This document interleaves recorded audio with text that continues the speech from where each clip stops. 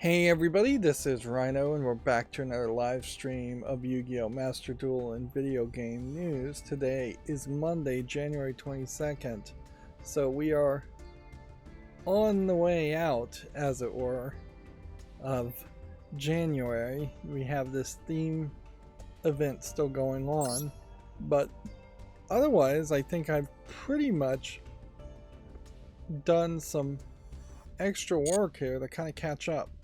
Notably, I have really just at a point where I broke stride and I lost momentum, and I'm not going back to working on the Smart On Air sign.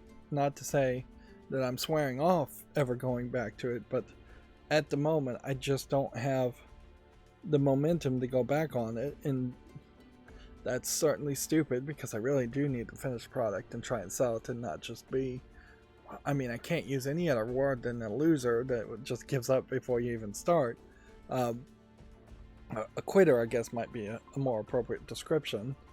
But yeah, I've broken stride and I'm just not really feeling it. And in not really feeling like getting back to programming, I'm instead just watching Farscape on Amazon Prime Freemium, or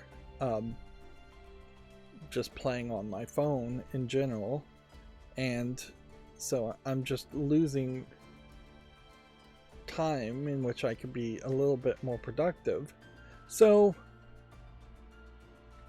in the meantime, I figured I'd just go back to making some footage, and so I played all the solo modes, and so there isn't a single solo mode here left for me to do now, and so I'm totally caught up. Now, for the end of the month, I could come in here and just defeat these with my Zodiac Tri-Brigade, which would take about 5 minutes. And then this would be completed completely instead of cleared. And the same situation is there with the first chapter of this story. Just all Zodiac Tri-Brigade victories, I believe, that are needed. So yeah, I'm just saving those for the daily quests when you have solo modes to do. On top of that, I actually played some ranked yesterday, or the day before, over the weekend, too. So I am up to Platinum, but knowing that we still have this Theme Chronicle event, it's almost zero chance that we would get to Diamond. It is literally just another month. And I can't play my Zodiac Tri-Brigade deck in this Theme Chronicle because there's a ban on almost every single extra card, and so a Zodiac Tri-Brigade deck just would not really work without being able to summon some of the extra cards. So all the focus for the rest of the month is pretty much just going to be around this Theme Chronicle, just getting enough medals to at least unlock this, ideally unlock this, to really ideally going all the way to the end. And so we'll try this deck, since we haven't tried this Lunar deck before today.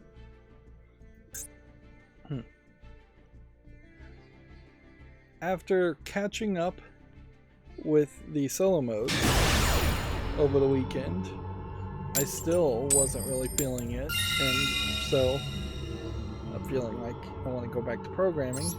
So I started to play a game called Rethink, and make footage for that. Now Rethink is a first-person 3D laser light puzzle game that feels like it was Steam greenlit in 2017, being inspired by games like Portal, although notably it doesn't really have a main protagonist or a GLaDOS antagonist character. It really is actually fairly lackluster in sound effects at all. Its music is fine. It's pretty good music. But it definitely is asset flipping quite a lot from the Unity asset store. But I really couldn't describe it as a low effort asset flip because some effort obviously had to be put into making the laser puzzles, because they are complicated enough that this isn't just somebody doing the bare minimum.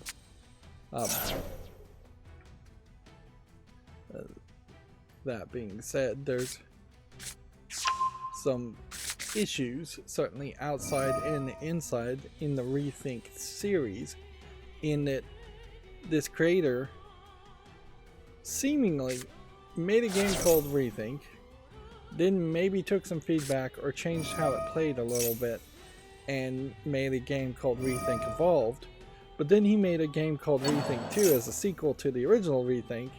Then he made a Rethink Evolved 2. So there's about 8 games in the Rethink/Rethink Evolved series, and none of it ever got bundled years later. None of it really gets explained well. You probably can buy it on Steam as a bundle in a weird way. Steam bundles things, but not in a proper bundle, as in they take down all the previous versions of Rethink and sell a new combined game called the Rethink Collection. There's probably, with at least 4 games, possibly 5 or more, too many puzzles to bundle in total, because then you might have like a 60-hour game that's just too long.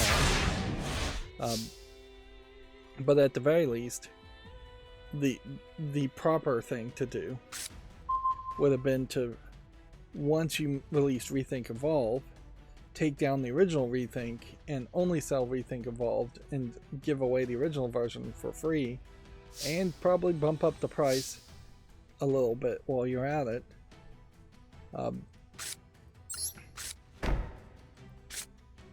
But nope, it doesn't do that. So there is this slight iteration here where it feels like that the creator is flooding Steam with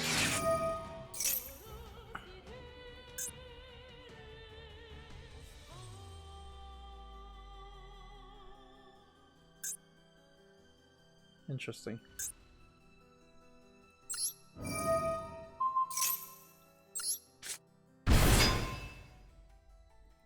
This is an interesting ability.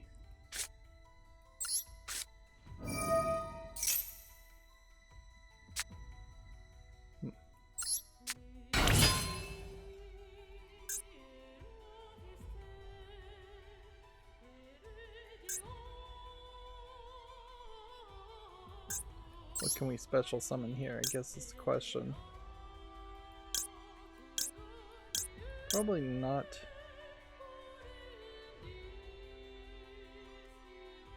too much.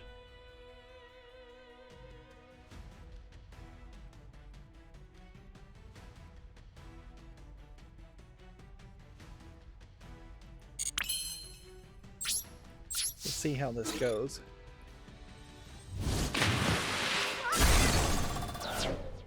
So now, on the outside, as far as Rethink, having kind of started playing the game and playing for 2 or 3 hours yesterday, last night, draining my brain, there is that outside problem, and then internally there are just some inside problems, I would say, too, in that for a 2017 game, it is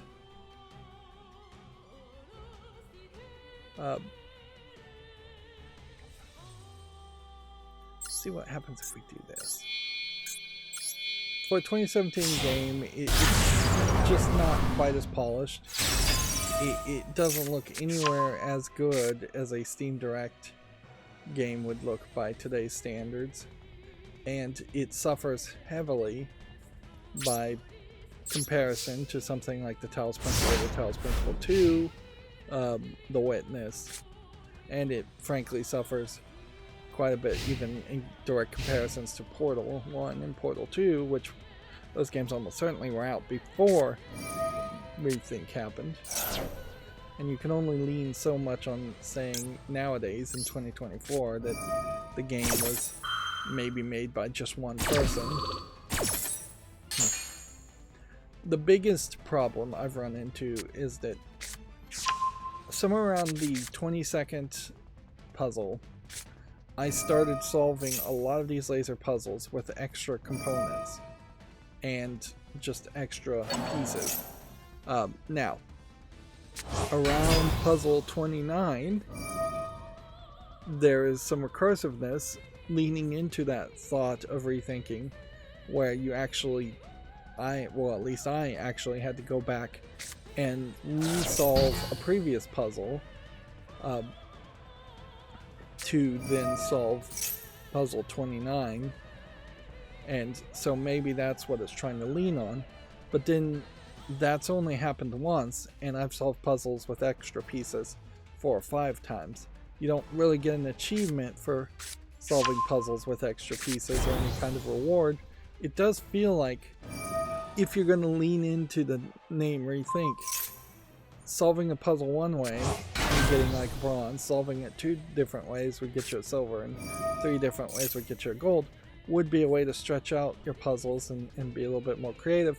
But since there's nothing like that, it does just feel like the puzzles weren't very play tested, which does make me think that maybe Rethink Evolved redoes some of the puzzles and maybe puts an occasional tree or other object in the way of some of the laser light beams, so you can't solve it the unintended way the first time you play the game.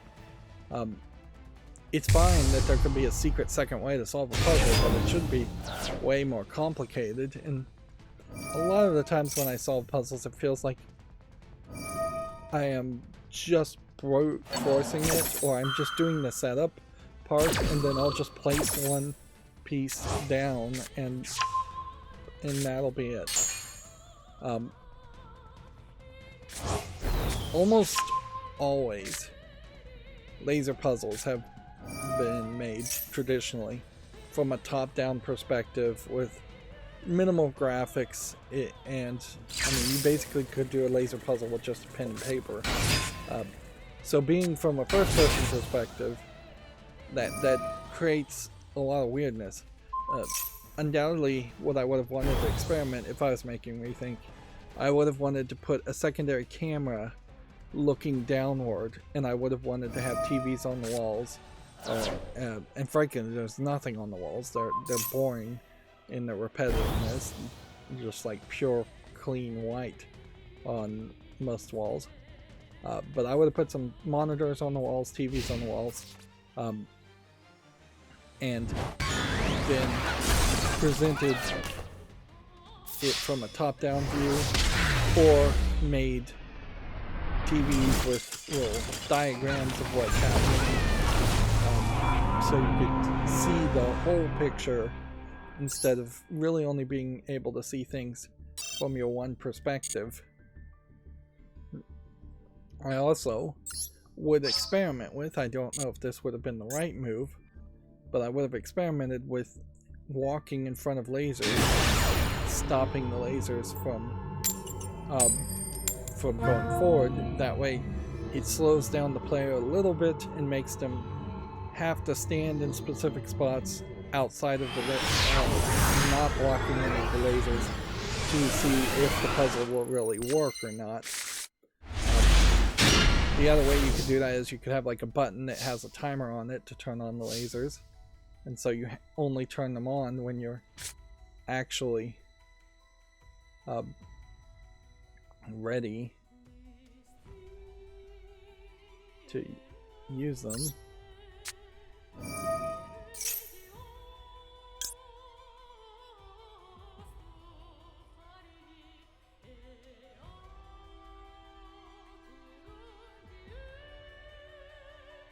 don't think I need to activate this effect.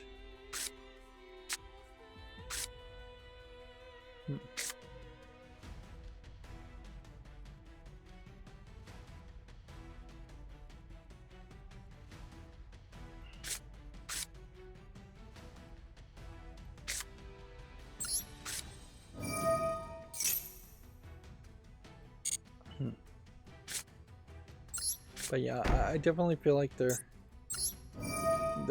could be a lot more puzzles, and I might still be very much in the early stages of Rethink, but I think some experiments, some rethoughts, rethinks definitely could come into play.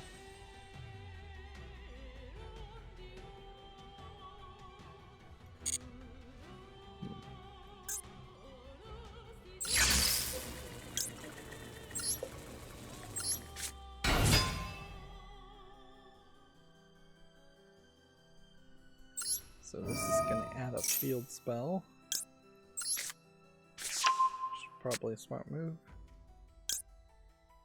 I don't want to discard anything.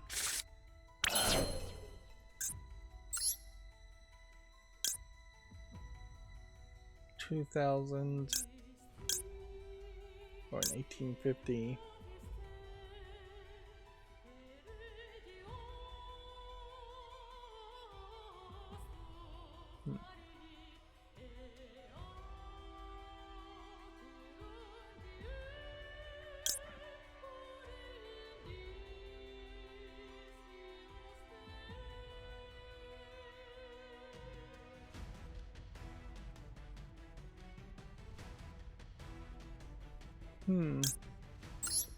Guess I'm gonna go with this one.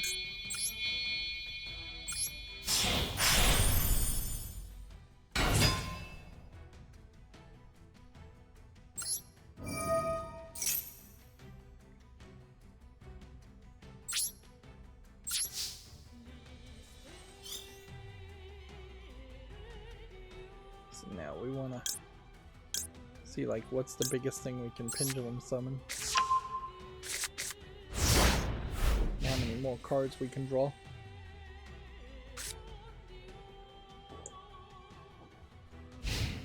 The story is extremely minimal in Rethink. There's just some text that pops at the beginning and it disappeared before I even read all of it. It implied that you were a prisoner in a very fancy, clean looking prison and that you were being tested for possible release doing these laser puzzles, which honestly doesn't make that much sense. I could see doing a little bit of puzzles just to see if somebody would stick to things and follow instructions, and if they aren't just a stark raving lunatic, but to have to do a long list of puzzles feels more like you're training a computer programmer, an AI, or just doing grunt work.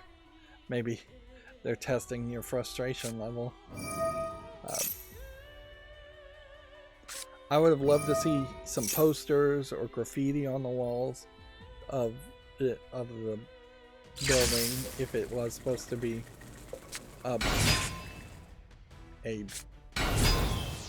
prison. And frankly, even if they had pulled the Haiti trick and just put a large butt robot girl from a third person perspective as the main protagonist in Rethink, that would have spiced up the visuals quite a bit. The game looks nice in that it is asset flipping, nice looking walls and nice looking trees from the Unity store, but that's about it. Like, there's probably less than 30 assets in the whole game just getting repeated over and over again. It's extremely minimal, which might help the puzzle solving issue, but it doesn't help that much because there are major visual issues in Rethink when you get down into the dirty details. In that the game probably should be a little bit darker, and the lighting is fairly inconsistent. You can look up at some higher corners of the ceiling, and the shadowing makes it fairly dark. Fortunately, there's really no reason why you're ever supposed to look up in the game. You're always just looking down on the ground, which that is also makes it a lot uglier. When you do look up, you occasionally see a nice looking skybox with some buildings and flying cars, so you are in this like futuristic world. But I would argue, since you're always looking down, it would almost make more sense if there were some see-through tiles in the floor and you're above in the clouds looking down at skyscrapers. So you are in like some kind of flying prison.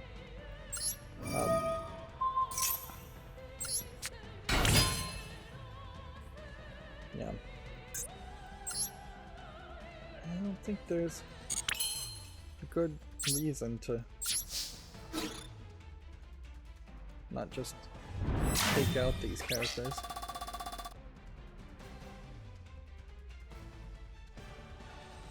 Not a pincer monster, and you control battles an opponent. After damage, you can destroy those monsters. So I'd say no, because I would destroy my monster. And why would I want to destroy my monster?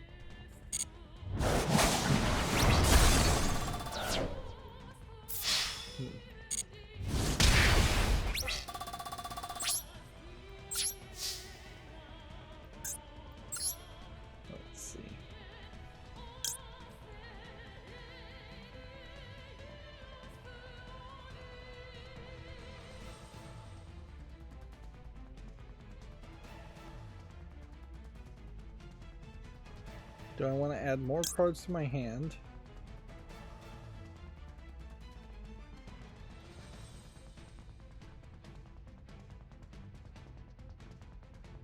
Or do I want to do this? Start with this. Everything just kind of changes when you're doing Pendulum, because there's just these face-up Pendulum cards.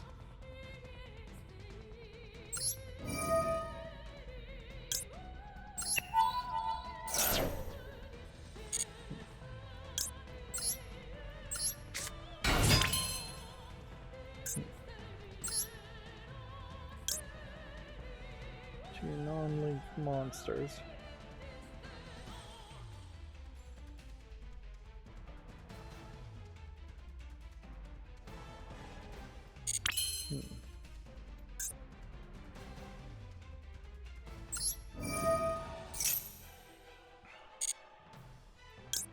It's weird, you're bringing a card out of the graveyard in this case, but then it can't be used as fusion material.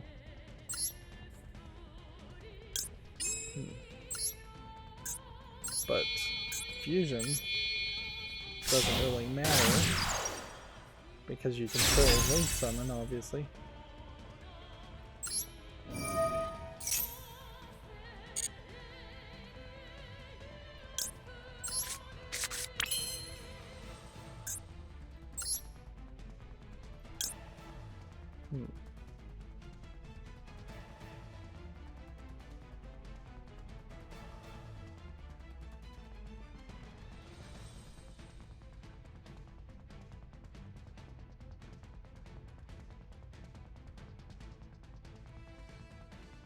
So I could bring out something way stronger. But I don't think I want to. I think this is the best setup. Yep.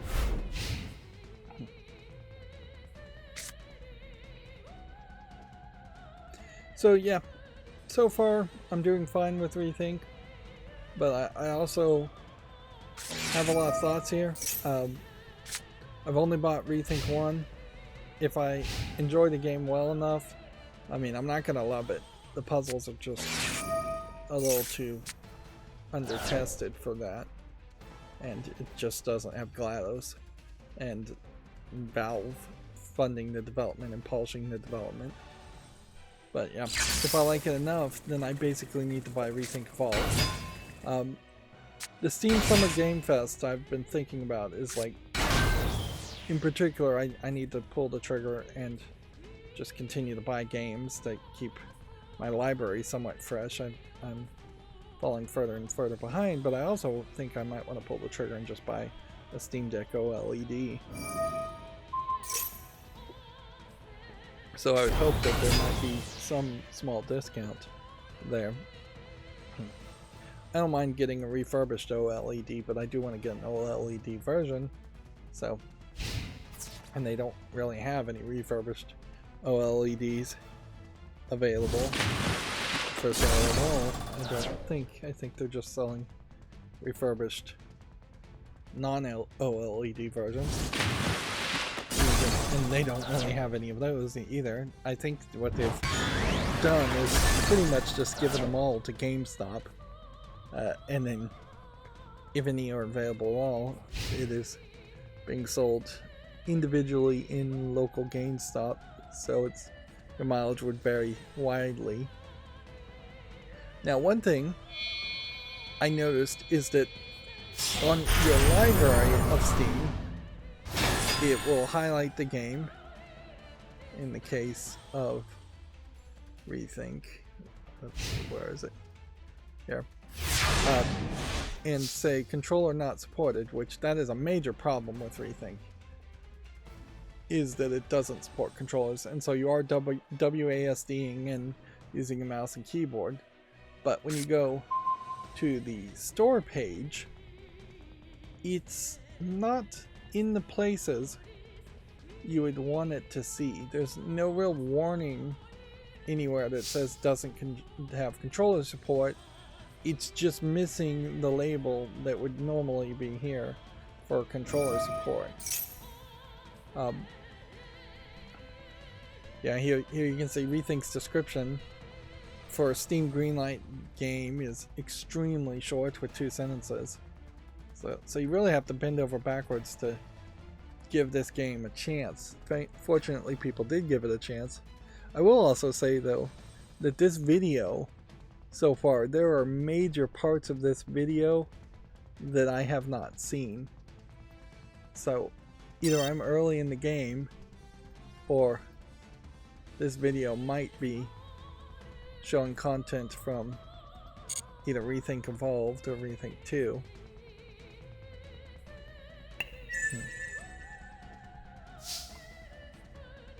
But yeah.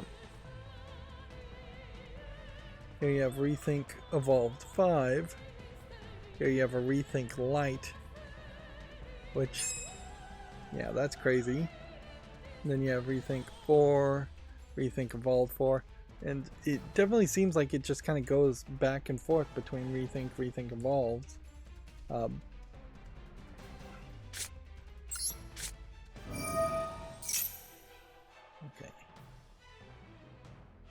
We'll see what happens here. I may be in trouble.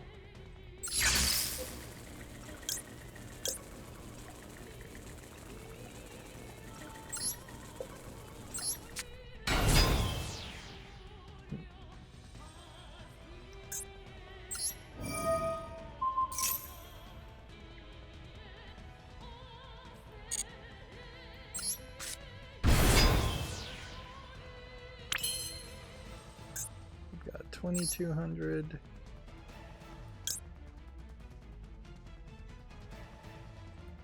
So the safe move here would actually be to put this in face-up defense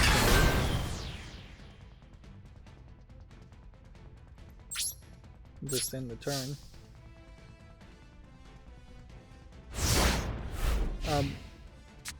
Inherently, though, a game like Rethink really would be very nicely played on the Steam Deck, but if you're having to either go through a special setup, some of this video is straight up just showing solutions to puzzles I've already done.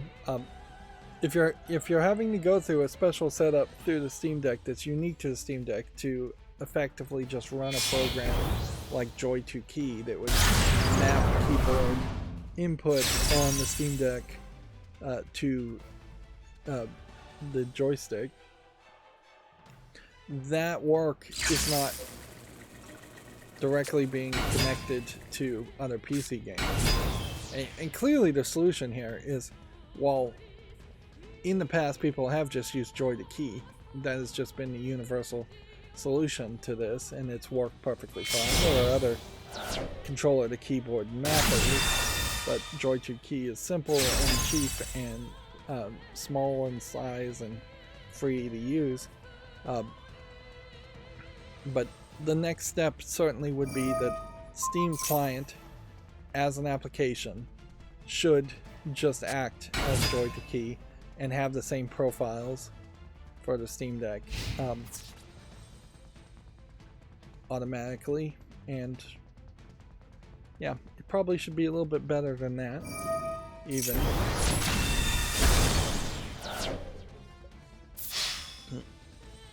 Notice the video there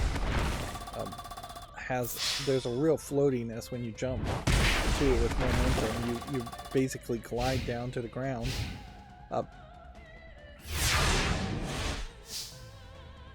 yeah, there's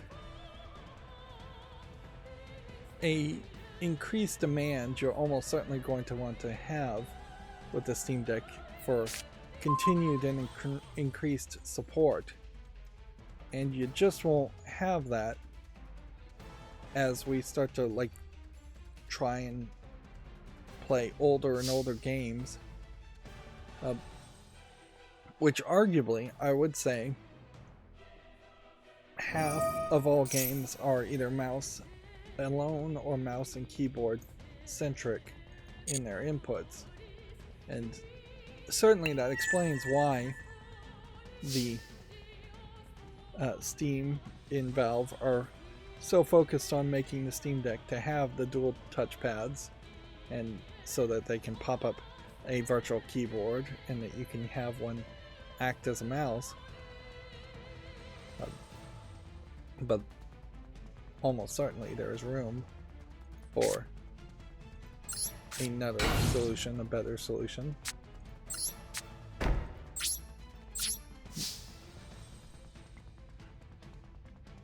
Yu-Gi-Oh! Still being very slow in these games. The best move here, by far, would be to just surrender. Have we played enough to surrender and not be penalized with it, though? I mean, I would think we have. Like, if we look at every possible metric, we've spent half our time, we've lost half of our life, the opponent has lost half of our life. If any of those would be metrics to not penalize you for surrendering,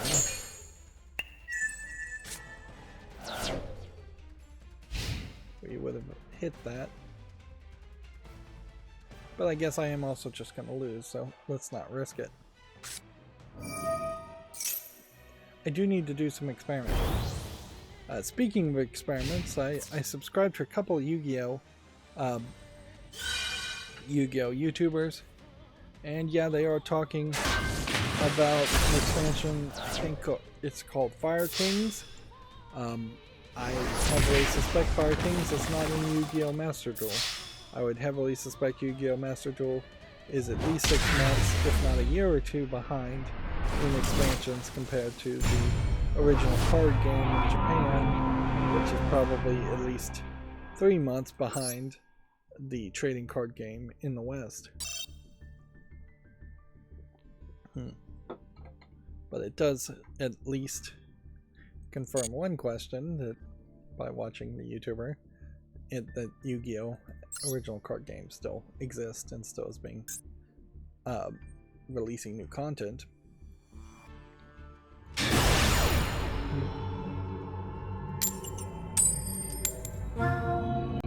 Let's see.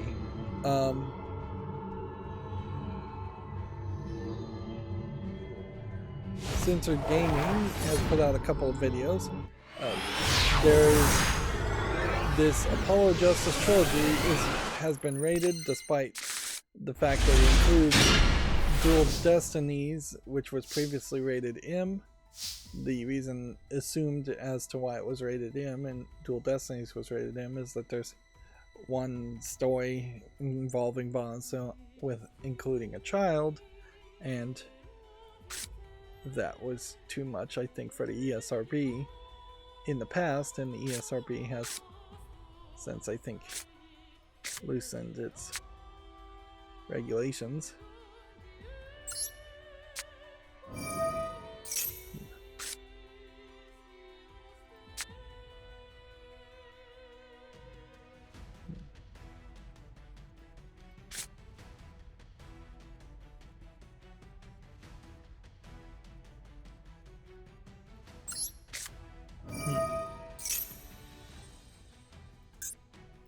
I still feel like it is very much a case that we have to see some potential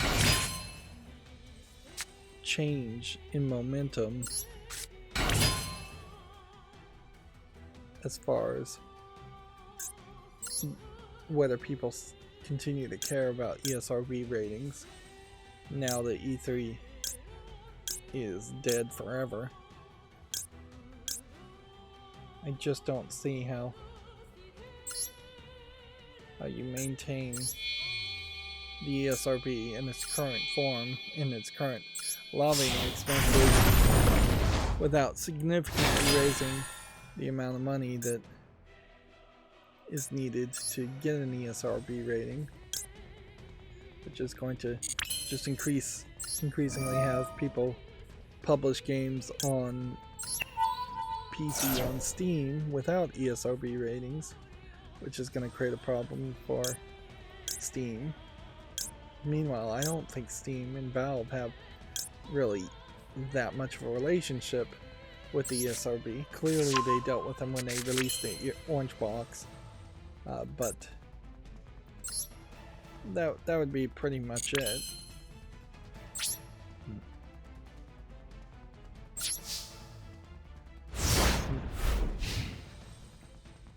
We don't really have a great bit of news.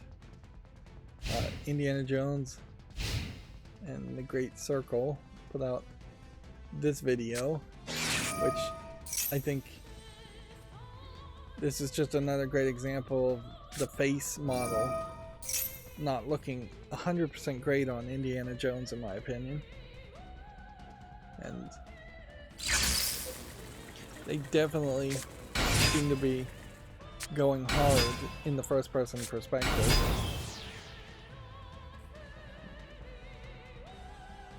I will say though, in this section, that the face there is alright.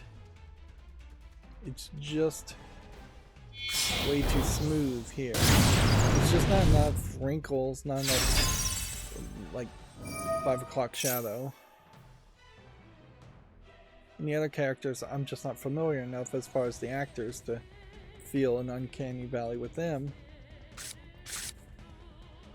I don't know what you really could do with that, or what Indiana Jones and the Great Circle really has to be as a game. Does it have to just be good enough, or does it have to be amazingly great? Can it tell a story that is just better than the Crystal Skull and Dial of Destiny, or does it have to be amazingly better than the movies, even Temple of Doom? Or does none of that matter at all, because the game might just play very awkwardly, either because of the first person perspective or just because it's going to play possibly like a Wolfenstein remake game, which even the Wolfenstein remake games are definitely different feeling. You kind of needed to go in that direction. They had already tried everything else with Wolfenstein remakes and reboots. You couldn't just make what effectively would have been a Doom clone to make a new Wolfenstein when they rebooted Wolfenstein for the second time. People forget they had already attempted once to do that. But that's just not really what I'm looking for in an Indiana Jones game. I'm still looking for Indiana Jones and Fate of Atlantis with puzzle solving, and I don't know if anybody else is really looking for that. So I may very well not be the target audience.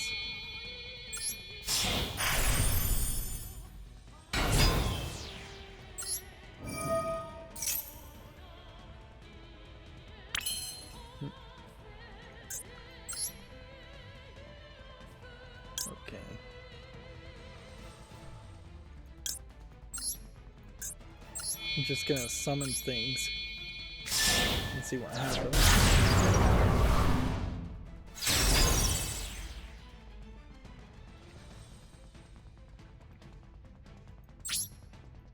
Oh, absolutely nothing.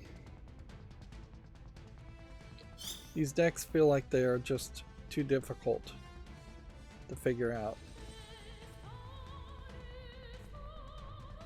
It does just seem like really hard to figure out the strategy and play it. The big news for the past couple days is Palworld, and it is going to be seemingly the big news, I think, for a very long time. And certainly it seems like mainstream journalism, video game journalism, is desperate for any kind of clicks, so they are going to be talking about Palworld way more than I think they need to. Here we have Video Games Chronicle saying Palworld is a world in AI and Pokemon, quote, plagiarism controversy. Now, plagiarism claims, I think, are completely inaccurate. There's no direct tracing going on, even here in this example. I was defeated. Let's take a little bit of a break from playing. Even here in this example, I mean, this is not plagiarism. A Cheshire Cat smile, for instance, would definitely be public domain from the description in Alice in Wonderland, and I'm sure that's not the first instance of somebody drawing a Cheshire Cat smile like this. A four-legged creature versus a two-legged creature makes a fairly big difference here. Here you have different horns. I assume this is a Pokemon and this is a Palworld creature. But yeah, you see this split tail, wide design, you see completely different color palettes, big yellow eyes. I mean, those are all just very generic things. Now, is Palworld parroting Pokemon? Is it parroting the animal monster collector genre that is mostly dominated by Pokemon? Sure. But then also Palworld, it has guns, and it's much closer to Fortnite and something like Minecraft than it is Pokemon. And I think you might find a lot of people disappointed in that Palworld doesn't really have a mode where you are just RPG style fighting Pokemon against other Pokemon and raising Pokemon or raising pals. There also seems to be way more of a focus on multiplayer, which Pokemon doesn't have. And definitely I've seen people say they don't care if it's plagiarism or not, or if it's a ripoff or not. They want to see Nintendo suffer.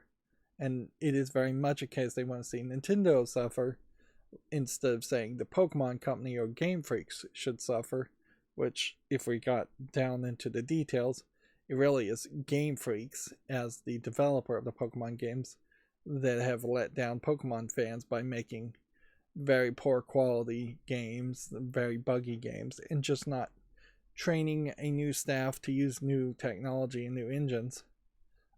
Now, as far as AI art, we were talking about just in the last stream the case that it's close to half of all game developers are being forced or willingly using AI assisted art generation already. So it is at this point somewhat hypocritical to complain about any game using AI art unless you're just going to die on that hill and boycott and complain about all games using AI art, because you pretty much have to assume that every single game coming out now very likely has AI art in it or AI generated something. And certainly the rapidness of these kinds of stories is being increased just by the massive amount of sales. They are, I believe, over 4 million sales now in Palworld, whereas the last Pokemon game, I think maybe in its lifetime, between the two different versions of Pokemon, was 22 million. So if we see this trend continue and you get over 22 million, if they got way over 22 million, that certainly should teach Nintendo a lesson to bring their games to PC, which certainly those sales were Nintendo's to lose had they even tried to bring some of their remakes of old games or just ports of old Pokemon games to PC. That would have worked. And certainly, even if Nintendo wasn't going to bring all of their games to PC, role-playing games, long-running role-playing games you're going to spend 200 hours in, make a great argument to be on PC, because PC and RPG have gone hand in hand for a long time. Yeah.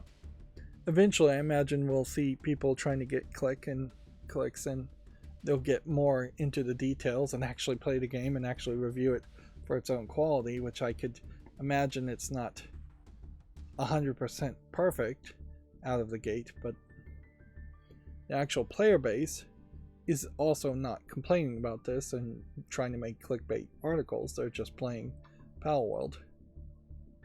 Here we have Komatsu showing the Palworld early access sales top 2 million. There is certainly room for complaints here that it is an early access game being released once again.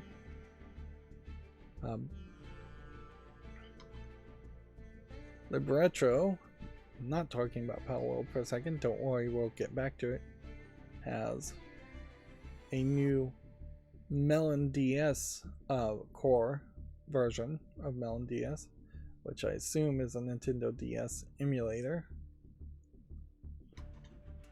Here we have Gematsu updating its articles, 4 million sales in only about 3 days. So yeah, clearly the demand was high for Palworld. Particularly, they succeeded very well by not having, not spending a ton of advertisement. Yeah.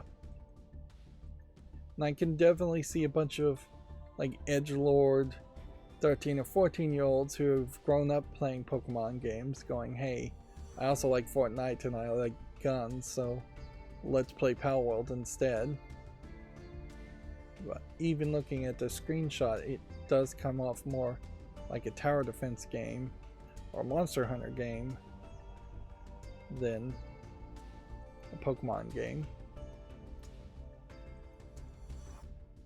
It would be devastating to the consumer and creative freedom of people in general to allow a copyright system to let Nintendo try and make a claim that they own generically every single kind of fictional character you might make up or imagine. And inherently, there is just a problem where drawings of creatures probably shouldn't be copyrighted at all. It should come down to, you can draw a mouse that looks like Mickey Mouse as long as you don't call him Mickey Mouse. And the copyright system should say, we're not going to protect drawings of a mouse. Or we're not going to protect animations or 3D models in general of things based off of, even extremely loosely based off real world sheep, for instance, or things that are just animated in general. The copyright system has always been this undefined percentages argument, where it says you have to use a significant percentage, or you have to be significantly similar to another image, which just doesn't mean anything at all.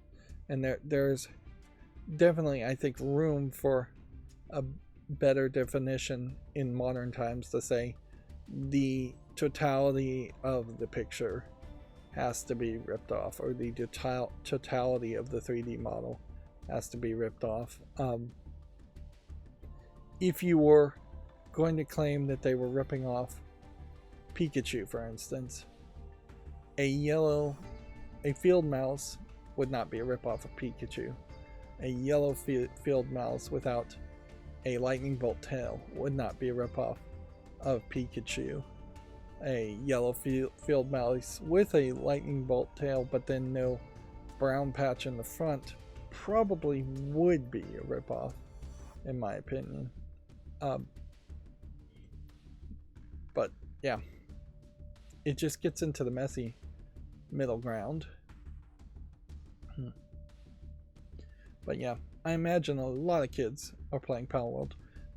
But I will also say, while we have a massive 24-hour peak of 1.5 million people playing in 24-hour period, I could also see this being a flash in the pan. But probably not, because there's no other game to really move to. So I think we will be talking about Palworld. I think my initial instinct will be to try and put the brakes on talking about Palworld too much, because yeah, I just don't want to ramble on about it or just over advertise the game.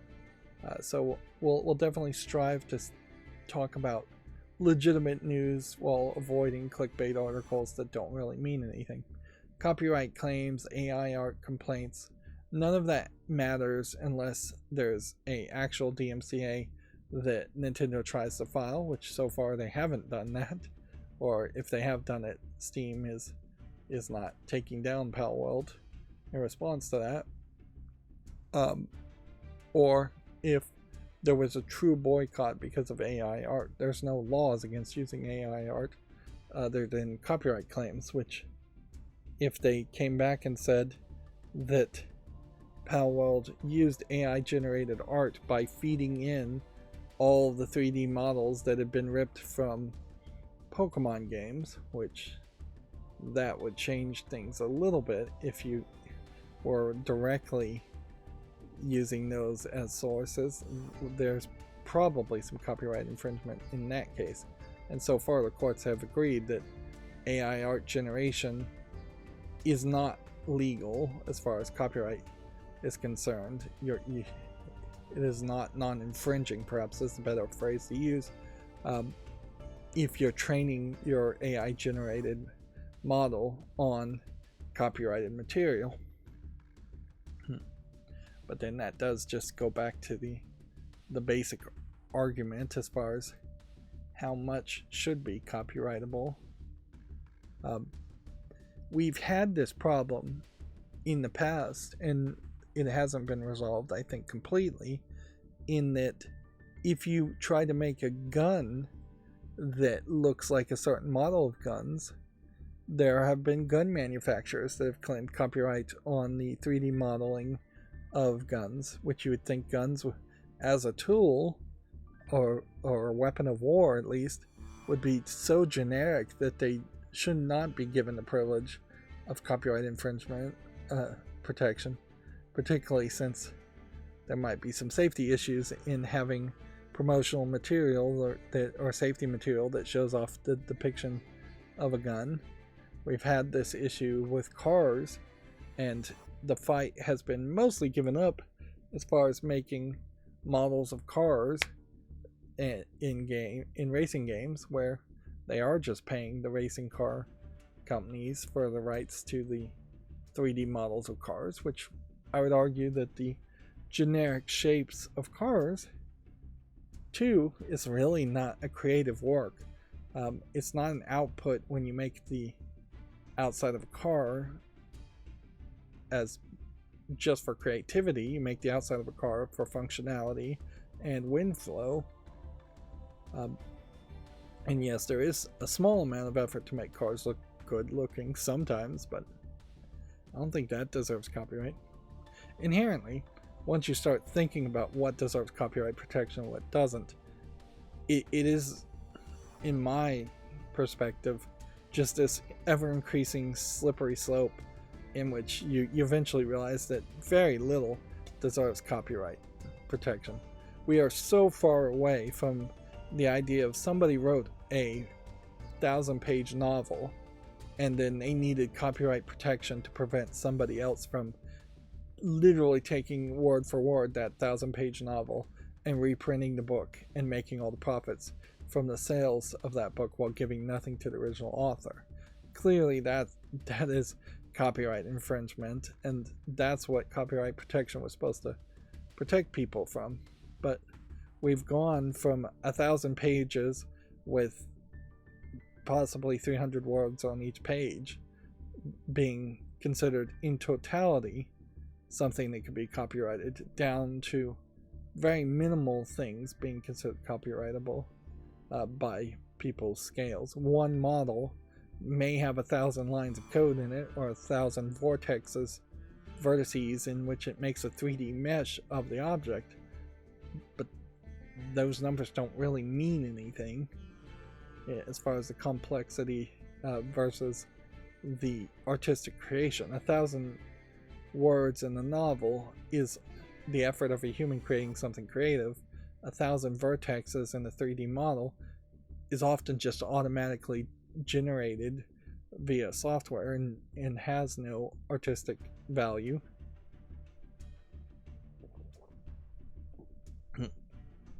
Five-minute songs probably should be copyrighted. 1-minute songs probably should have a little less copyright protection as far as the audio format goes. A total painting like the Mona Lisa, probably in its heyday when it was first released, should have been copyrighted. Drawing a generic painting of a lady probably shouldn't be. So what a copyright really protects has probably been expanded far too much also, in that if the generic description of a Pikachu happens to overlap the generic description of a Palworld character, that shouldn't constitute copyright infringement. It should be really only copyright infringement if we saw a Pikachu here in Palworld, which we don't. In fact, I would struggle to even name what Pokemon these characters are somewhat closely related to. I've seen a Pokemon that looks a little bit like this, certainly, but I've seen a Pokemon that looks a little bit like this, but I couldn't really name it. This is your giant Pikachu character. That is, but he looks more like a Raichu character than anything. Anyways, I guess that's probably more than enough to talk about as far as copyright. Video Games Chronicle says a Lego Zelda Great Deku Tree will be released in 2024. It's been claimed the set would be the first to feature the Nintendo minifigs in general, because up until this point all the Nintendo sets have had the blockhead characters instead. So I wouldn't be surprised if they're fully abandoning the blockhead style at Lego, since that looked awful and didn't make a lot of sense. There have been some Nintendo sets that have had micro versions of characters where you're building them with tiny 1x1 studs to represent Mario. There's also been big sets where you have a giant Bowser, which didn't include any minifigs, and it's frankly a little weird that it didn't include some minifigs with the giant Bowser set. I don't know if the Great Deku Tree will look particularly good in Lego, and we had already known that a Zelda Lego set was likely to happen. Yeah, I would want to see something around Ocarina of Time, but my first thought by far would have been to have a Master Sword and a Hyrule Shield combination to go on the shelf for Zelda.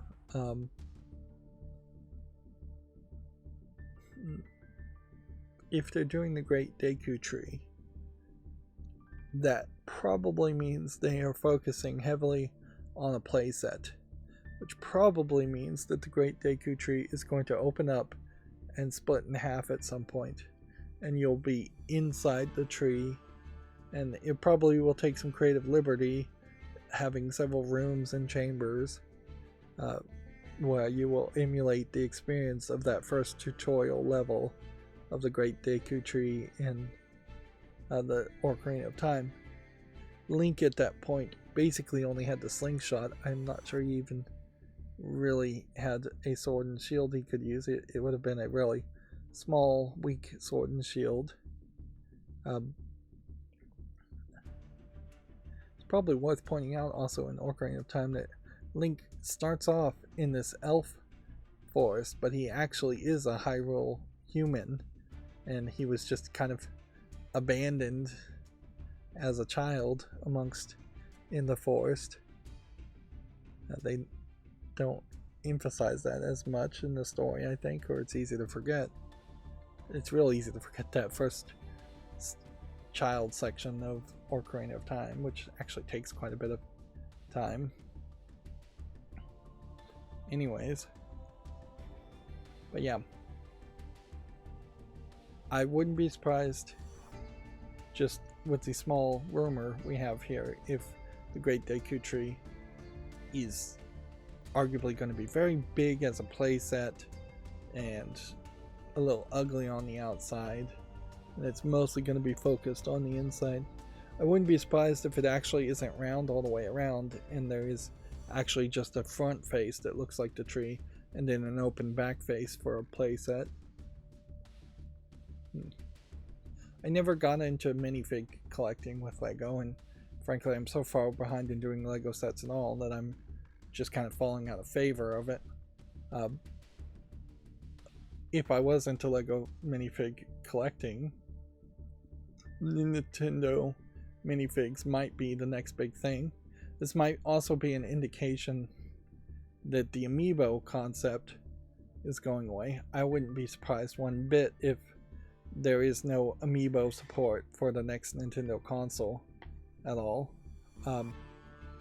in favor of, well, that is an interesting question actually, come to think of it, whether they would put a camera on the next Nintendo console at all.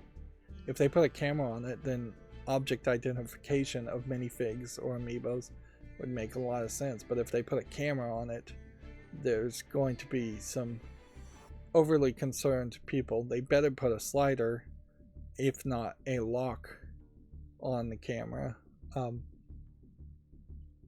Honestly, what they should do is have a screwed attachment point with a camera module, and it would just be some kind of like USB-C plugs in. You plug in a camera module, or you take it out of camera module as an option. But I imagine most parents would be okay if you just software disabled cameras, assuming it actually was software disabled. I could see a lot of people wanting hardware disable. Yeah, and I don't think there's a microphone on the Nintendo Switch at the moment either, but those would be basic things you would think about having. Steam Deck also, though, I don't think it has a microphone. I don't think it has a camera. So you could do without that. But yeah, I wouldn't be surprised if Nintendo abandons the amiibos. There have been Animal Crossing Lego sets, so wouldn't those technically be Nintendo minifigs? Anyways, these are rumors at this point. I also saw some Japanese person saying they wanted to make a game that was very much like Zelda 2, The Adventure of Link, which is a very old and very odd choice of a game to try and remake or make something like, considering how terribly received it was. By far, even to this day, I think Zelda 2 would be the game least likely to be well received by new and old Zelda fans. So, yeah. I think we are increasingly seeing some very old people that are working in video game companies, particularly in Japan, who have nostalgia for very old games and are increasingly becoming out of touch with what the modern audience wants. Let's see. Here's that story in a nutshell. The Prince of Persia The Lost Crown senior designer, quote, would love to make a Zelda game. Remy Boutin, not a Japanese game developer, a French guy, I think, said he'd be interested in a Zelda 2 spin-off. Now, weirdly, I think this is promotional art for Zelda 2. This is not what Zelda 2 looks like. And it's a weird statement considering how artistically odd even The Lost Crown is. So it seems like they are just pushing the limits of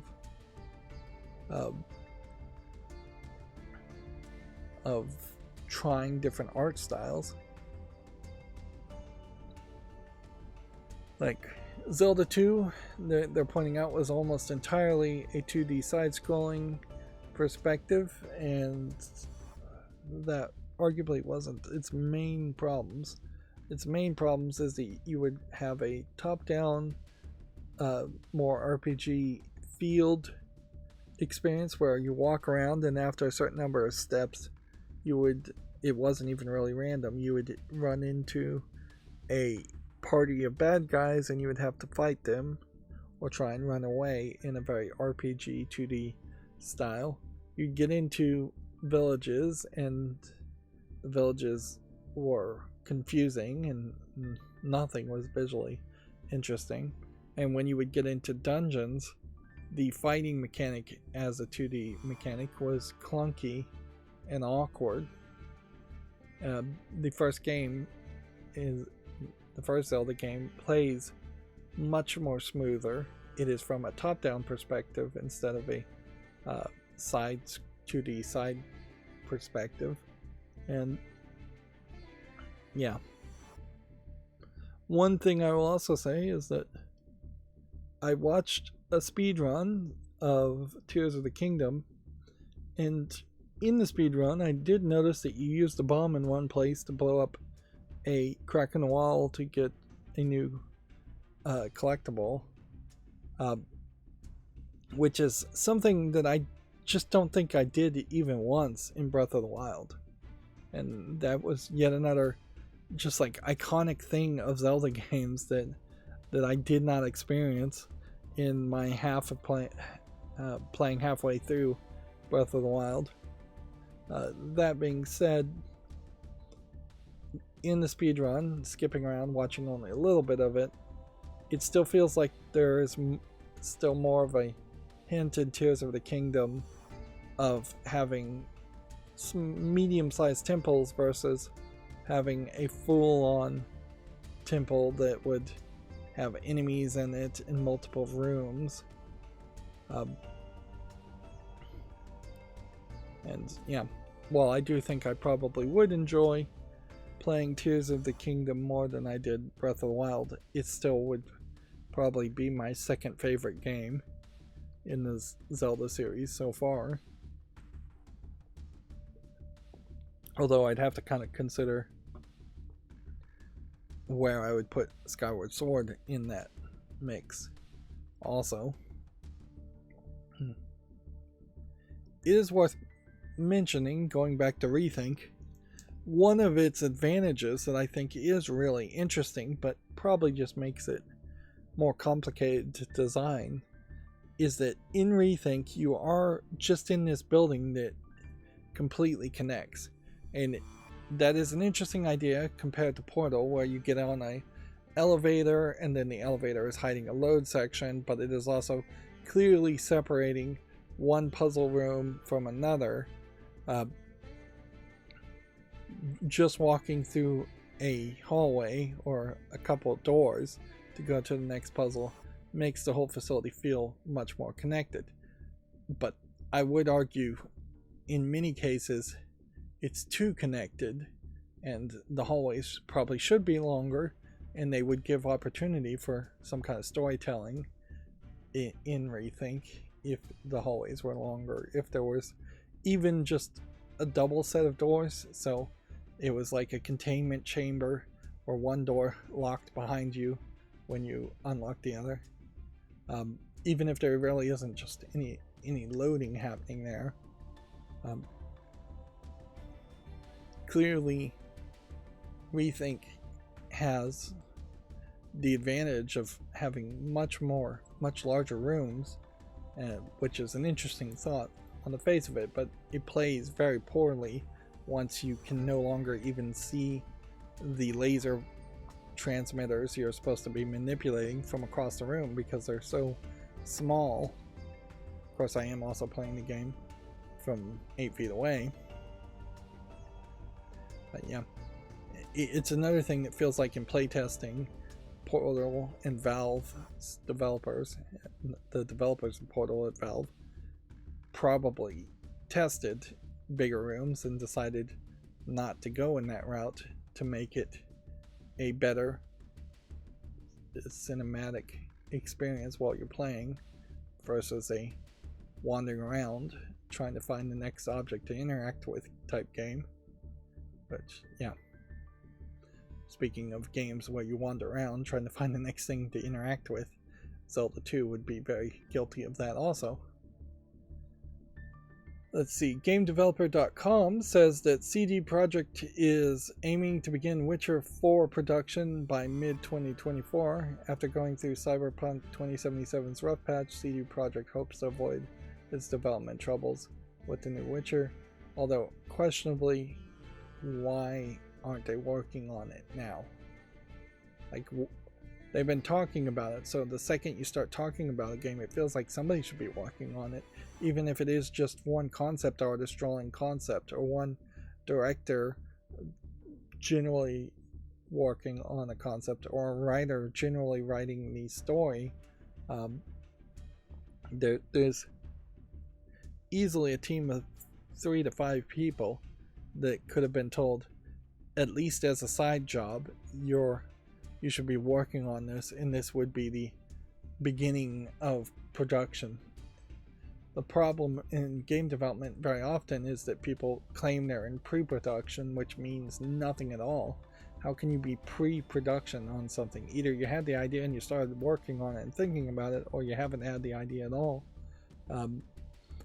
But yeah, it does seem like there's a lot of nonsense in how they label things to try and make it seem like it doesn't take 4 to 6 years to make a game, which I would target 2030 for Witcher 4, unless they just rush it, which then 2026 would be about the earliest I would expect a Witcher 4.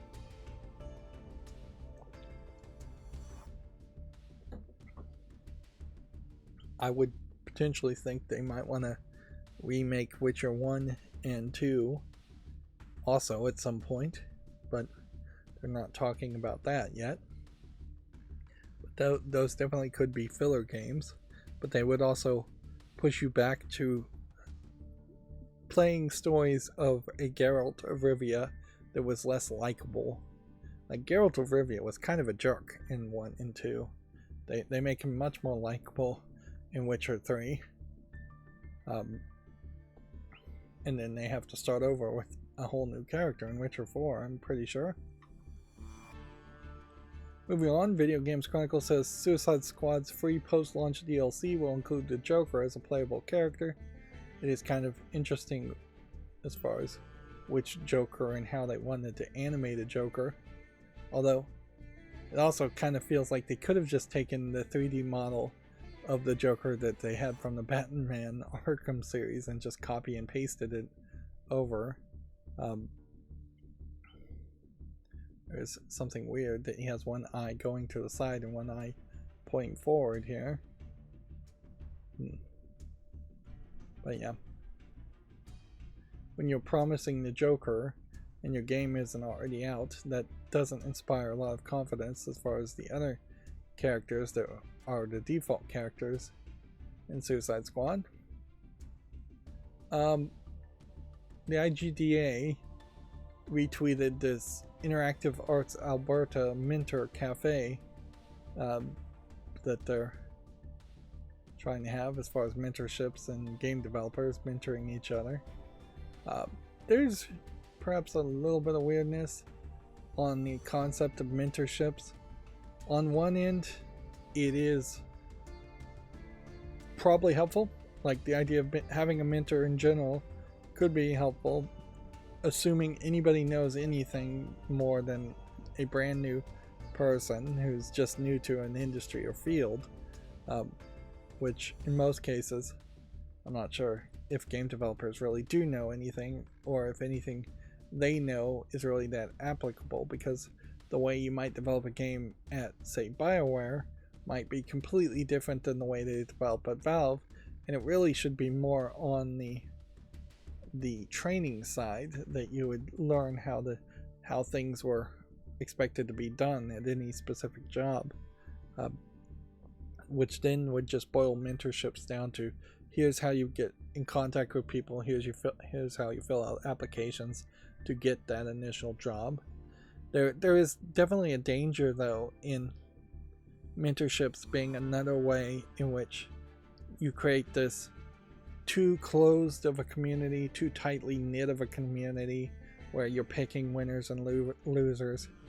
I could easily see a mentorship being a thing where you go out and have drinks with somebody, and in those meetings you talk politics, you talk the way people think, whether you're liberal, whether you're conservative, and I wouldn't be surprised if a mentorship is way more successful for people who agree with the mentor's politics and are more liberal generally anyways. So yeah, I could see there being a way of eliminating what SJWs would consider the wrong people and pushing SJW mentality, which we see a major problem with that in the past as far as video games, that where it is this groupthink on many different subjects, and that groupthink often is nowhere in line with what your average gamer is thinking, which for the most part your average gamer doesn't care about any of those topics and just wants to play video games.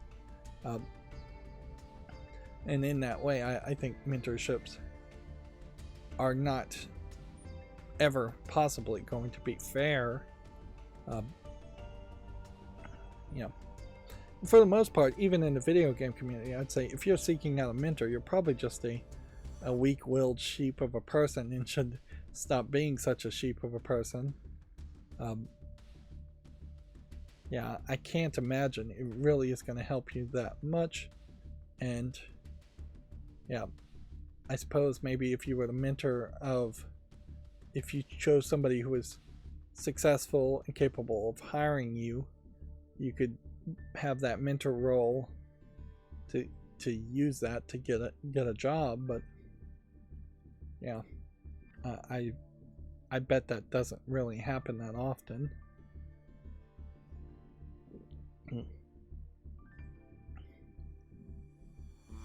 By far, I would say, if you want to get into game development, don't waste your time on mentorships as much as spend your time filling out applications and getting education. I hate to sing any praises to a college degree, but having certificates or having programs that you've programmed, you're probably better off having a portfolio of small demo games that you've already programmed, showing that off. So if it came down to spending an hour a week like talking to a mentor versus spending an extra hour developing a game, you probably are better off spending an extra hour developing a game and building a portfolio.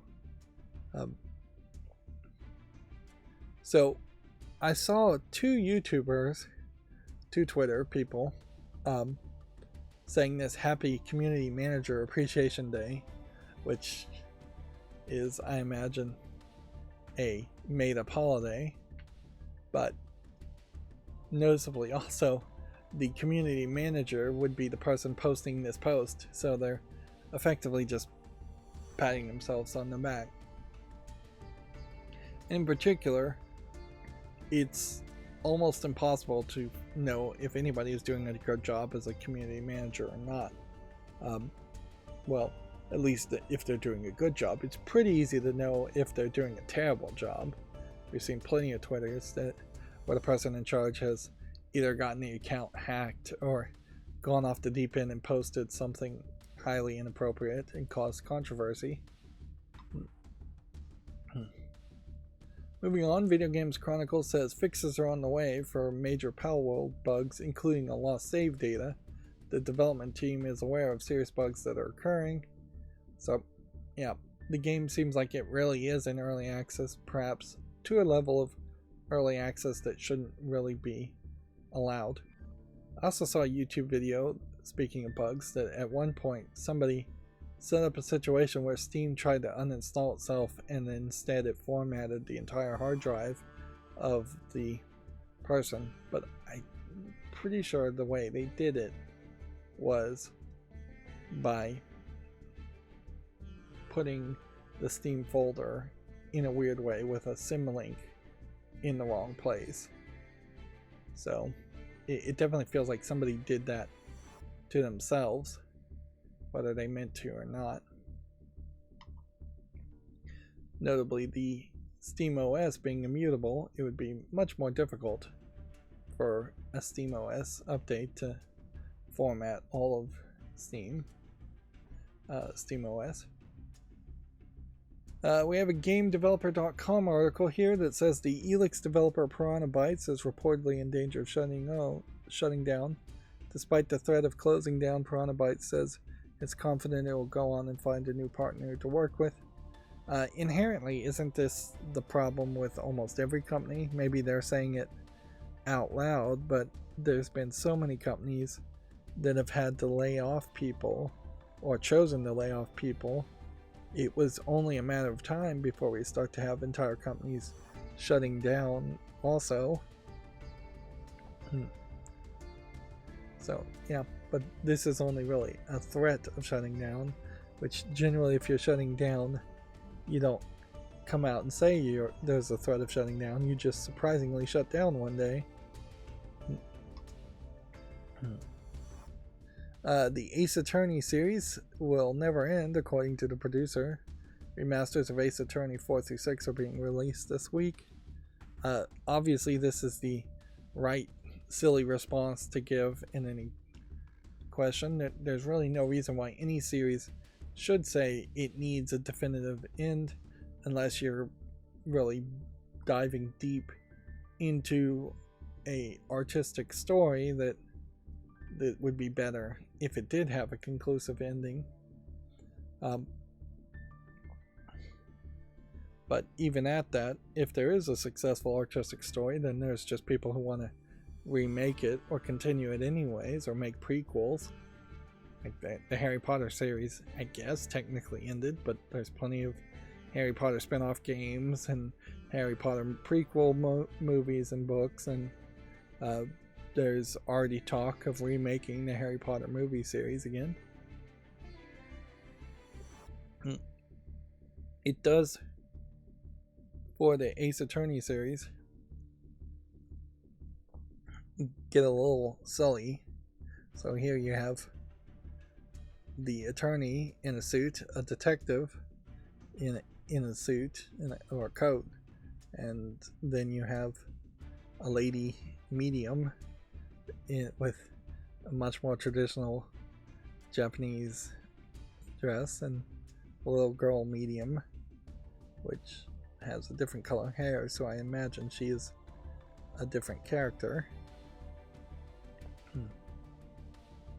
And then we also know that there's another series that's very similar to the Ace Attorney series.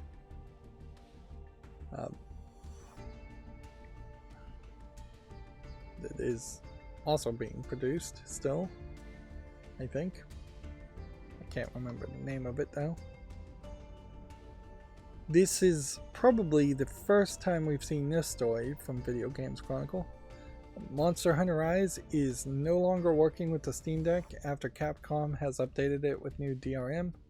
Capcom has acknowledged the issue and is currently investigating, quote, currently investigating it. It was very underreported that they have added extra DRM to some of their games. In particular,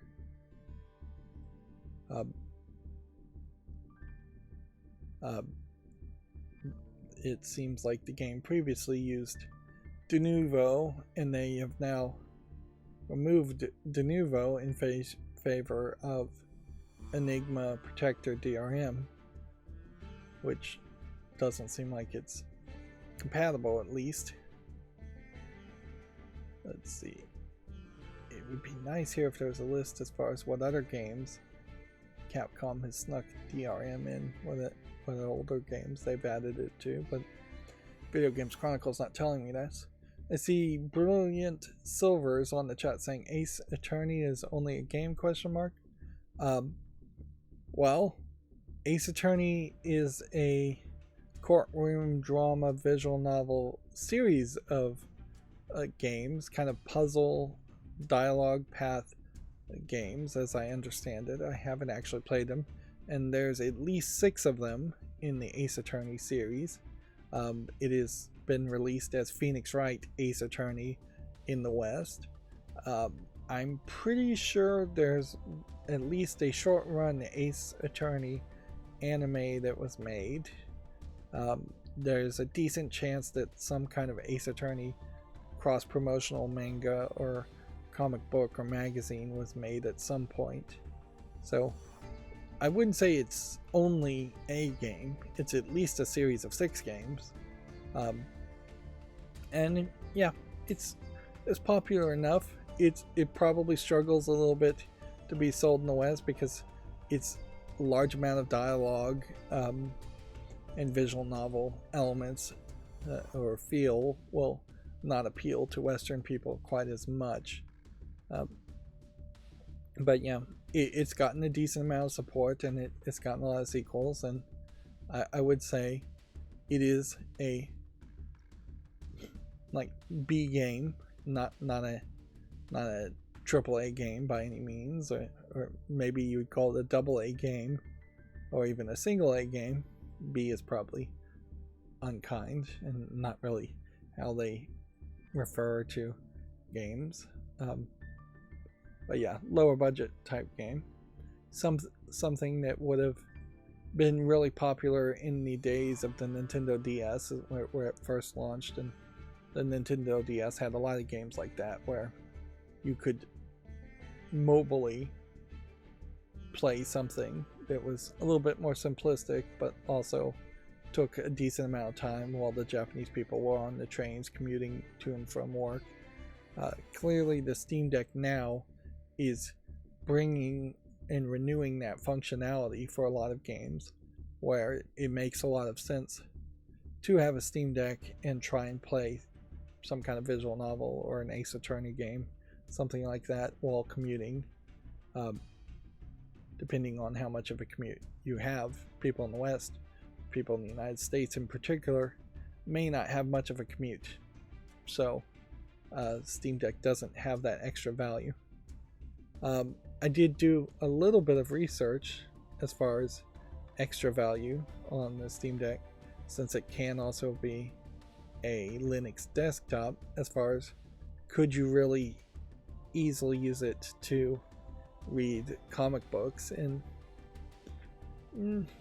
I didn't really see a lot. There was this application called Tachiyomi, not to be confused with the Tachikomi of Ghost in the Shell standalone complex, but Tachiyomi was a comic book client that would connect via extensions to a lot of like pirate websites, and so there was just kind of a high amount of capability in which you could just pirate manga and comic books with Tachiyomi, and eventually a Japanese media company threatened to sue the creators of Tachiyomi, so they supposedly gave up on the project. But then immediately at least 2 other applications came about that look exactly the same as Tachiyomi and have the exact same functionality, and there really isn't too many other applications, and most of them are Android applications or maybe iOS applications as far as reading comic books. There really isn't a great comic book manager, which you need a manager. You don't need just a reader. You probably could read a comic book on the Steam Deck as just a zip file containing a bunch of pictures, but if you can't organize, sort, rate a whole bunch of comic books, then it's not really going to have that value. You're also going to have some major problems, I think, in a Steam Deck, in that a tablet would just be thinner. A tablet would have a bigger screen. A tablet would have the lack of buttons and controllers. So it would be kind of a weird experience to rotate the Steam Deck 90 degrees, which is really the portrait orientation you'd want, and have buttons in the way still as you're trying to read a comic book, or even trying to read an ebook, which too, I imagine that would be fairly clunky to use a Steam Deck to do that. But yeah, you would think that that functionality should be thought of, but I don't know how much you can really engage with that. Inherently, particularly in comic book forums, that Marvel, DC, the major Western comic book suppliers have not done anything to have you be able to browse, even on a web browser, a good collection of comic books and do it legitimately and actually pay for the ownership rights of comic books. So even if you made a program, it has to basically be open source, because the people who want a comic book manager aren't going to want to pay for it because they're not paying for the comics in the first place. The best bet still is that the old application Comic Rack, which is now still being remade by fans who assume that the original creator died, and so they are just decompiling and stealing his code for Comic Rack and making a community edition on it. The best bet would be for this new Comic Rack community edition to be modified severely and evolve so that it could run on Linux, which that's going to be a tough order because it's programmed using .NET, and .NET is exclusively Windows based, so that they would have to effectively rewrite the entire code for the Comic Rack desktop app, or they'd have to make a companion app that runs on Linux that connects to Comic Rack's custom server function, which they already have an Android application for Comic Rack that can connect to the desktop server function of the community edition. The better solution, instead of making a custom Linux for the Steam Deck, custom Linux app, or custom Linux app specifically for the Steam Deck, and we're going to see that separation as far as we see potential apps being added. But Android emulation would be way better if Valve spent the extra effort to just let you sideload any Android app you wanted on the Steam Deck and it was just emulated. That would be great. There aren't millions of great Android applications that are games, but there are are quite a few decent Android applications that would make some sense if there isn't a Linux desktop version, or if there isn't a desktop version.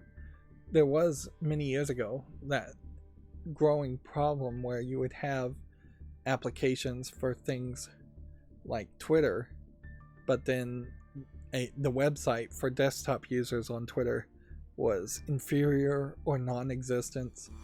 I still don't know if you can really have an Instagram account without having the app installed on a phone.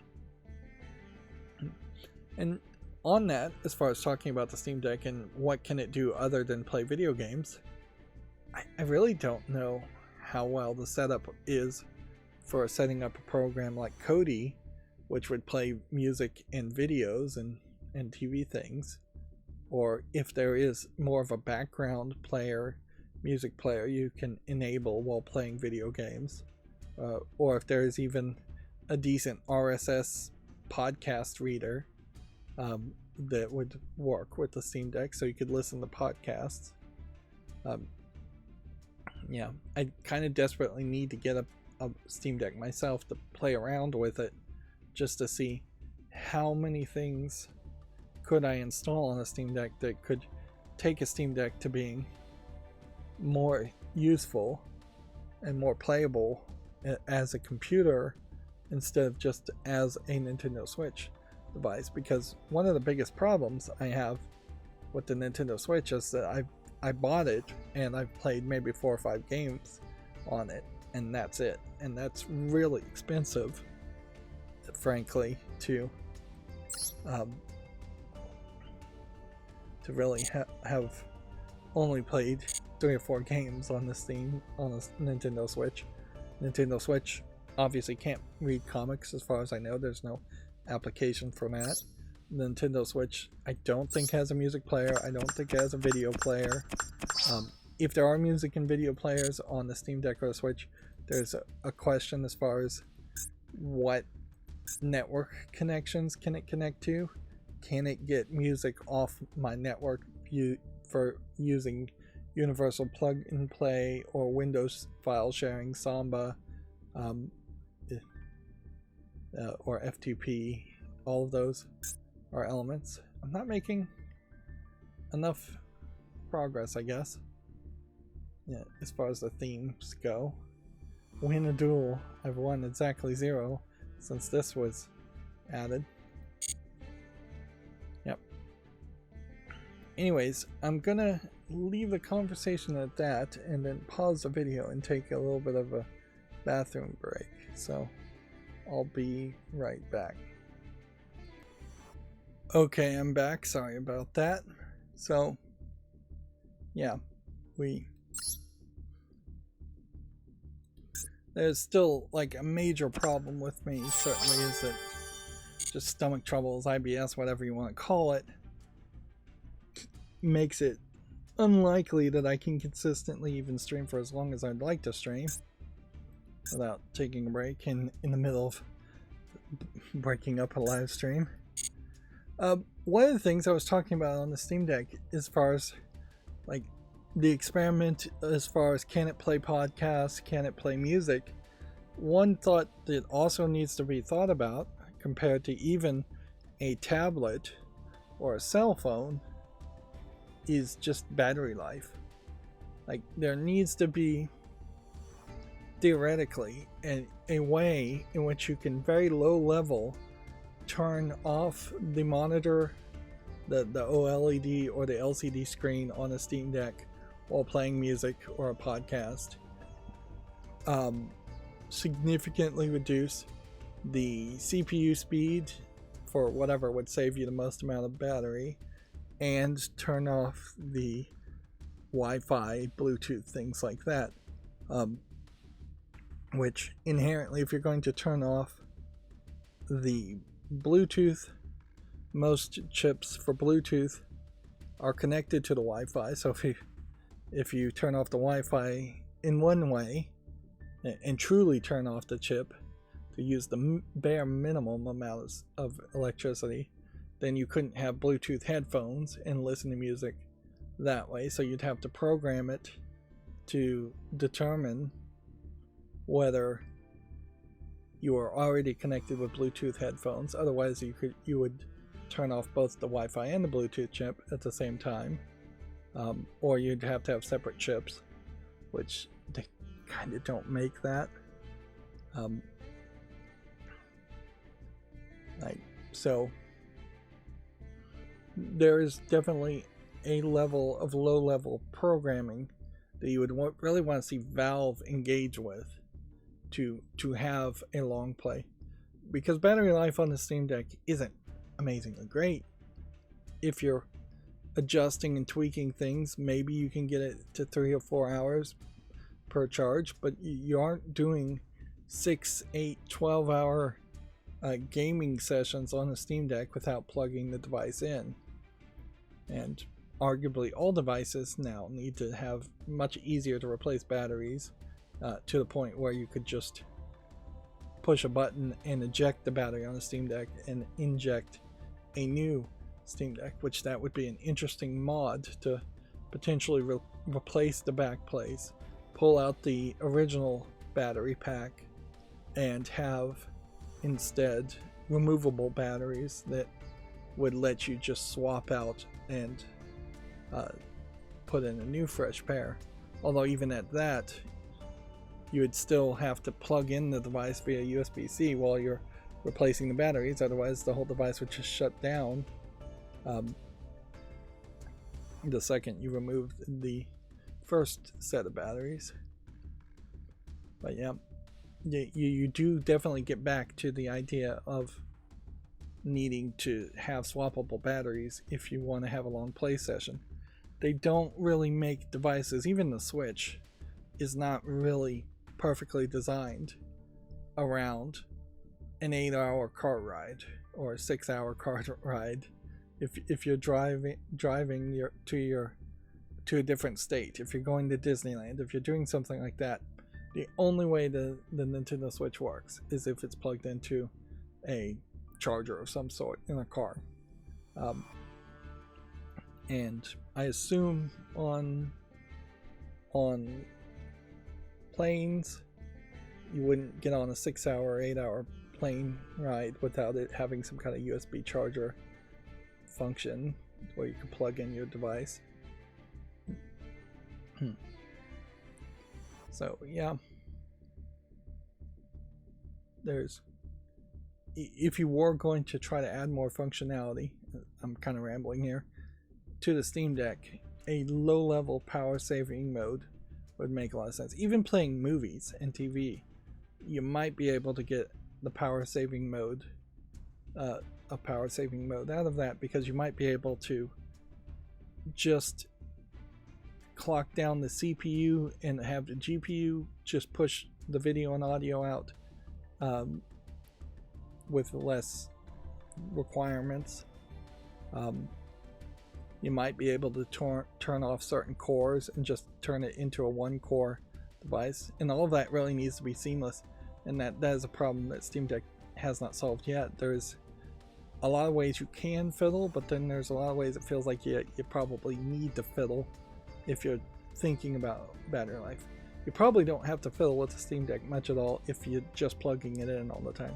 And most people with cell phones have really gotten to that lifestyle where they are just plugging in their cell phones 2 or 3 times a day. But yeah,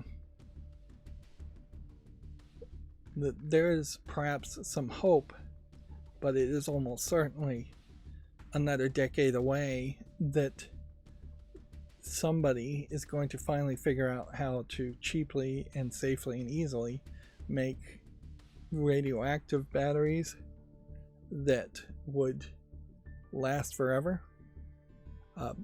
Although a certain the latest company to claim that they're developing something like that is called the Beta Volt battery, that is supposed to take beta radiation, and I think it's on a graphene or diamond lattice structure. It's going to get power from that. Honestly, if this technology really is capable of working, it probably would happen as far as radioactive batteries in cars, much larger batteries there, so you can make them easier. And then there would almost certainly be a significant change in the price of electric cars, increasing the price to start with, maybe eventually lowering the price of cars if all of a sudden you're not having to make batteries based off of lithium, which there's a huge amount of high demand for that. But yeah, there's a small hope that by this time in 100 years, the concept of having to recharge batteries is out the window. It just doesn't happen. It's not needed. You just buy a device and the battery lasts for 100 years. Of course, that would mean we'd need to start building devices that could actually last 100 years to last the batteries. Otherwise, you're buying a battery and then swapping it between multiple cell phones, which that would be fine too.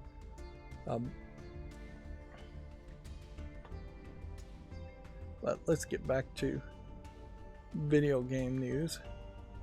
Here is the IGDA's retweet for the call for mentors, virtual and in person. I do kind of wonder, had I had a mentor in like high school, what they would have said to me. Although for the most part, I imagine they wouldn't have said anything any other teacher wouldn't have said, which is just the standard default thought is that everybody should have gone to college, and they maybe would have and maybe they would have pointed me to specific colleges, but I'm not sure they would have said anything else. They probably would have just told me that I should also, while going to college, work some part-time job or full-time job and just do everything. And inherently, if I had any mentors in high school from the public school system I was in, it would have been a group of losers who did nothing with their own life. Let's just face it. The vast majority of teachers in schools aren't succeeding in any other industry or succeeding much at all. There are some people that want to be teachers and are good at being teachers, but the vast majority are people who can't get employed anywhere else, mostly because they got teaching certificates or teaching degrees, which is useless anywhere else. GameDeveloper.com here is trying to get more game developers, professionals, to talk about Palworld, which is a great admission just directly to say, hey, we need more articles about Palworld, so let's get as many articles we can make as humanly possible. Which inherently, game developers should not have the kind of free time to just play some other person's game and drop everything and start playing Palworld. They may play it a little bit, but they, much like mainstream video game journalists, they're more than likely going to play Palworld for an hour or two and then put it away and make a snap judgment.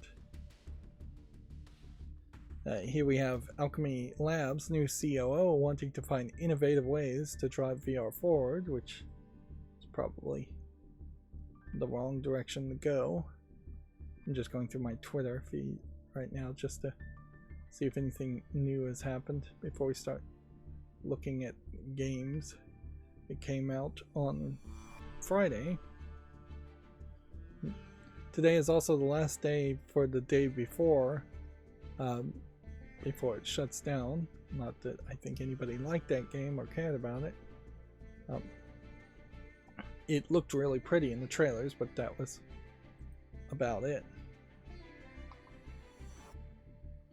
So, I already, probably somewhat stupidly, decided to go through the games that came out on Friday and try and curate it somewhat, but honestly, I'm not sure I was particularly that effective at curating it. Here we have the Xbox Game Studios games. And honestly, if you had asked me whether Ninja Theory was owned by Xbox, I would have said no. But apparently at some point they did get acquired.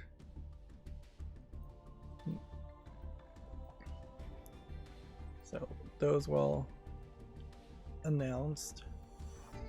And need to make YouTube shorts based on them. But there's a whole element here in that Petite Game Collection Volume 1 is a spin-off of Needy Streamer Overload, and if you don't catch that, I wouldn't realize why I would put this on the follow list.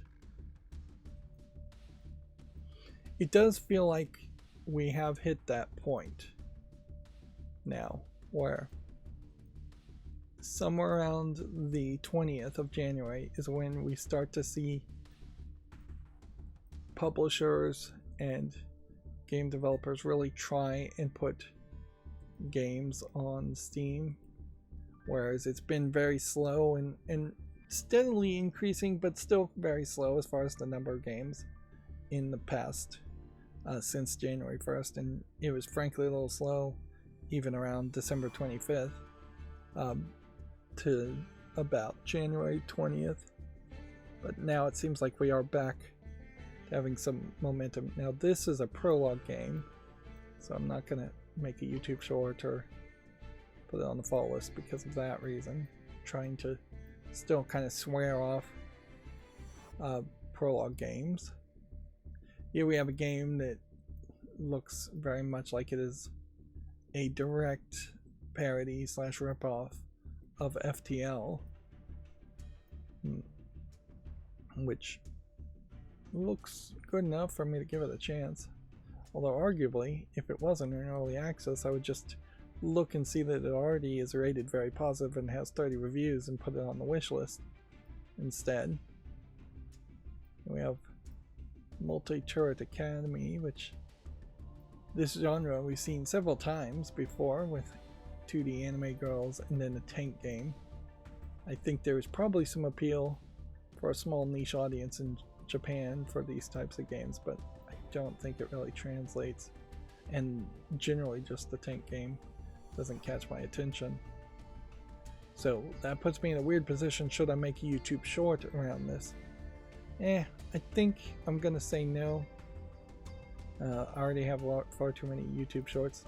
I'll say no also to Dogs Huddled Together, but it is kind of an interesting idea in that you are doing a jigsaw puzzle based on shapes of dogs in a larger silhouette of some dog related image.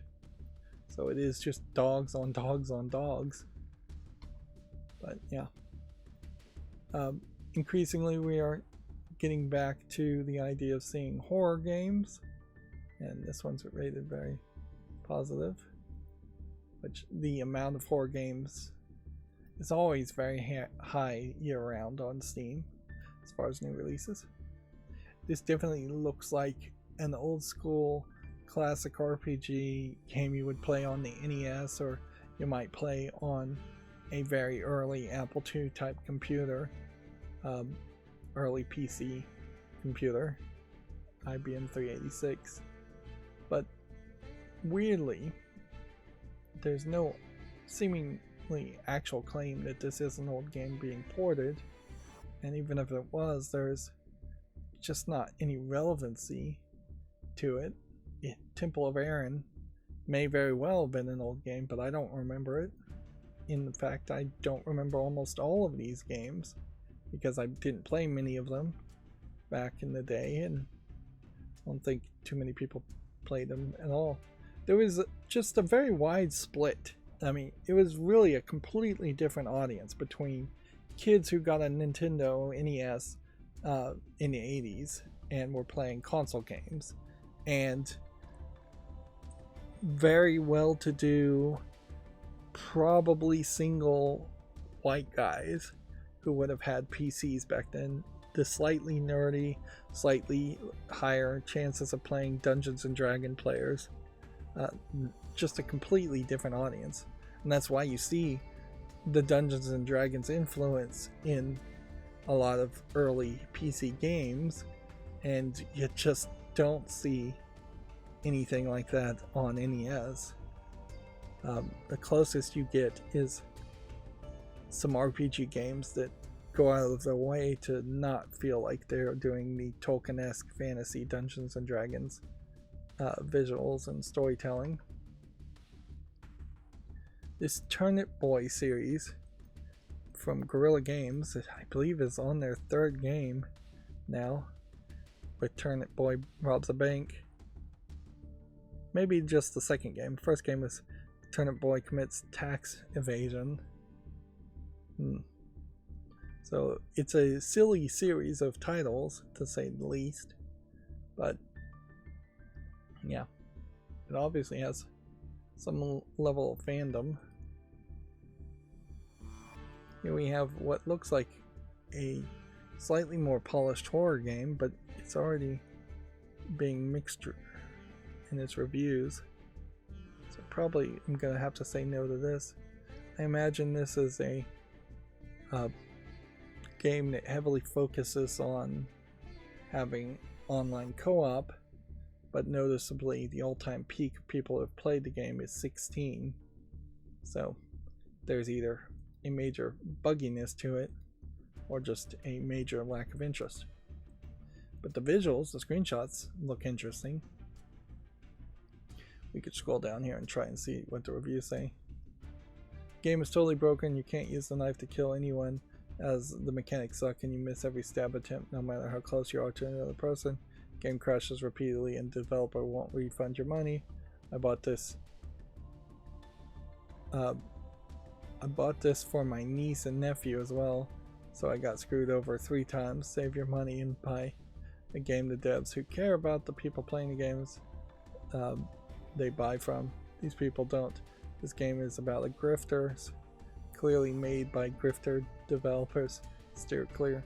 Now there's some interesting questions in this negative review as to why is he not getting a refund. Well, he has 3 hours on record, so he's over the 2 hours no questions asked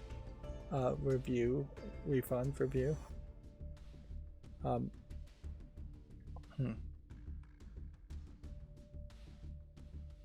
But yeah,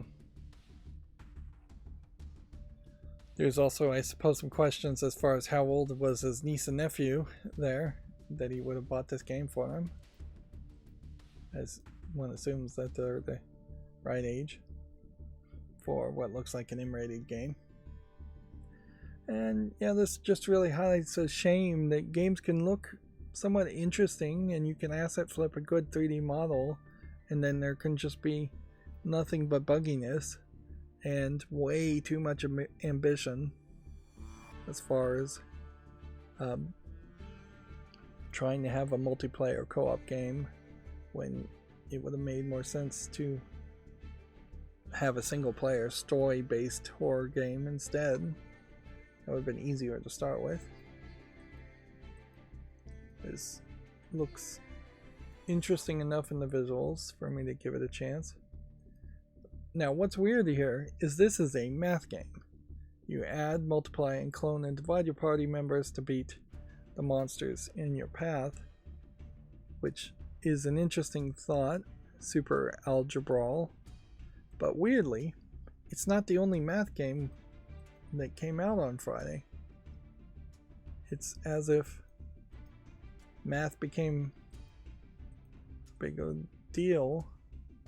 I'm now struggling to move the tabs in the right place because it's jumping up all over the place. So we're going to see another math game as we go through these games. And we're still having this issue where you can have these like good looking horror games and it's just going to come down to like luck whether it's actually good or not. I would lean towards saying no to this game though. Normally. Because it's not showing you any monsters and there is just a lot of dark, empty hallways. But I'm gonna be generous and give it a chance anyways. Here we have yet another one of these point and click adventure games that are Spanish only. Unfortunately, there's a whole series of these games that they're releasing on Steam. Unfortunately, there's just no translation in English, so I can't play them.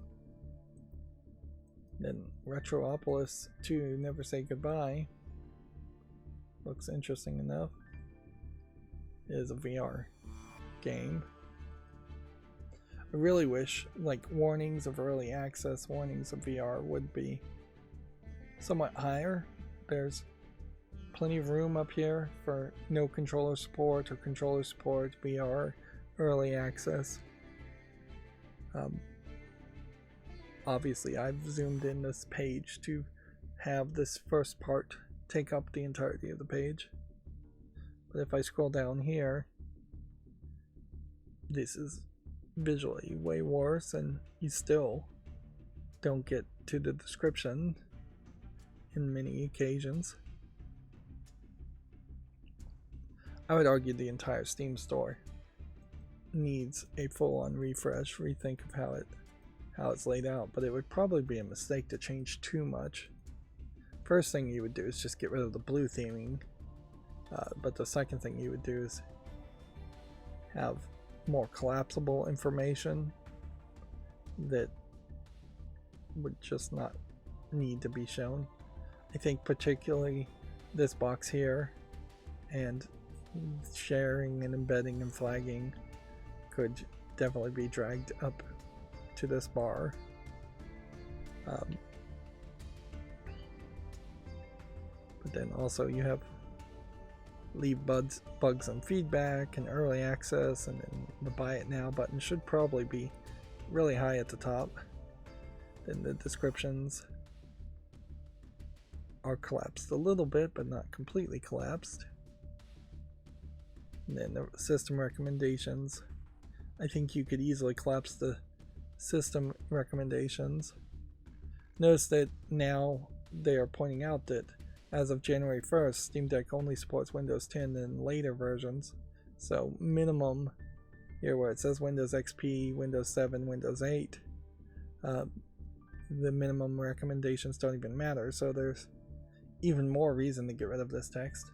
And these recommended games are always terrible and are just based on terribly self-administered tags to games. But from getting from the review section all the way back up to the top is taking 5 or 6 scrolls of my scroll wheel, when ideally it should take 2 or 3. Am I gonna make a YouTube short for Flumi? No. Yeah, we have another horror game that can look really pretty in the 3D models, but these also just dark hallways. So I think I'm gonna say no to that, which maybe means I should say no to this. Yeah, let's be a little more critical. Here we have a game called Aquascapers, which looks like it's a low effort resource management sandbox game of some sort. Fling to the finish. Looks like it might be an interesting game, but I imagine it's way more interesting if you have people playing and working together. It doesn't feel like it's a game you can play by yourself at all. Flinging yourself in groups of 2, possibly against another group of 2. Now, Bulletstorm VR, I would have sworn that this game came out way earlier than January 18th. So I have to just assume that they have sneakily, in this case, Incuvio and People Can Fly self-publishing Incuvio making the VR version of Bulletstorm, People Can Fly making the non-VR version of Bulletstorm, at least originally. I have to assume that they've just sneakily released this from early access. Obviously, it is not well received at 18%, so I can just take it off the follow list, particularly since it's a VR game and I'm highly unlikely to ever purchase a VR headset. This is probably a little bit of evidence that People Can Fly might be in trouble, like any other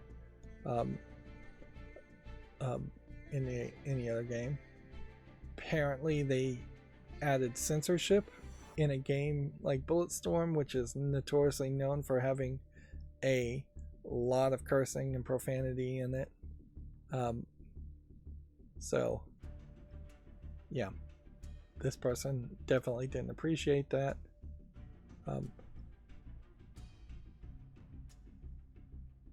Here we go. Like, it had censored profanity, it has terrible controls, it has botched physics that are worse than the original release, features weapons with a permanently fixed laser pointer, and no recoil, and it crashes constantly. Yep. So at what level does a company, I suppose, become so desperate that they will just keep a terribly reviewed game, something at 18% on Steam, instead of removing it from Steam? We know Valve is never going to remove a game for being negative. It would have to be, even if it was at 0, it would still need some other reason for it to be removed from Steam. But why let this still be purchased? Why not leave the page up but then remove the sales button, or just remove the page completely? It doesn't reflect well on People Can Fly, which, as a publisher, they only have this one game under their wing as a self-publisher. It doesn't do well for the developer, Incuvio, which only otherwise has Green Hell VR as their option, and that is 71% positive, which isn't super high.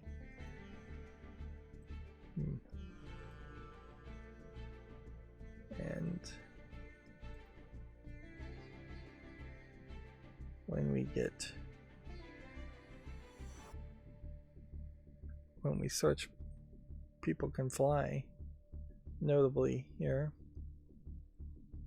the game that is hidden more is this Bulletstorm Full Clip Edition that they released earlier via Gearbox Publishing, but even the Full Clip Edition is not, I think, quite as good as the original version, but it may play a little bit better. And then there's the extra cost of the Duke Nukem DLC, which combined now, the Duke Nukem DLC is literally 50 cents, but it was much more expensive originally. If we look for developers, as far as People Can Fly, more recently they have Outriders, which is mixed, and a negative World Slayer DLC upgrade. And then they're mostly leaning on very old games like Painkiller, or at least Painkiller Black Edition. Really, that would be where they should focus their effort, just not have a VR version of Bulletstorm. There is, I think, a level of pride around People Can Fly, around Bulletstorm, and I guess there is some level as far as how Bulletstorm feels somewhat like an interesting Borderlands type game, But the story was so bad and the cussing was so extreme and silly that it turned off a major audience, and it just didn't have enough advertisement, and it didn't have enough funding to write a better story, but it didn't have enough advertisement to promote the game in any way. And so instead it seems like they intentionally did just try to go with a hard R rating effectively in the game with a lot of silly cursing, which didn't sell enough either. And yeah, so Bulletstorm effectively is how something like Borderlands could go badly, although arguably Borderlands now could go badly just by oversaturation or just decreasing slightly in quality with every new sequel. I would say that the system is perhaps more combo based as far as the types of weapons and attacks you use, and more score based in how you shoot than Borderlands is, where Borderlands just gives you a bunch of guns that you can use and modify or upgrade or swap out.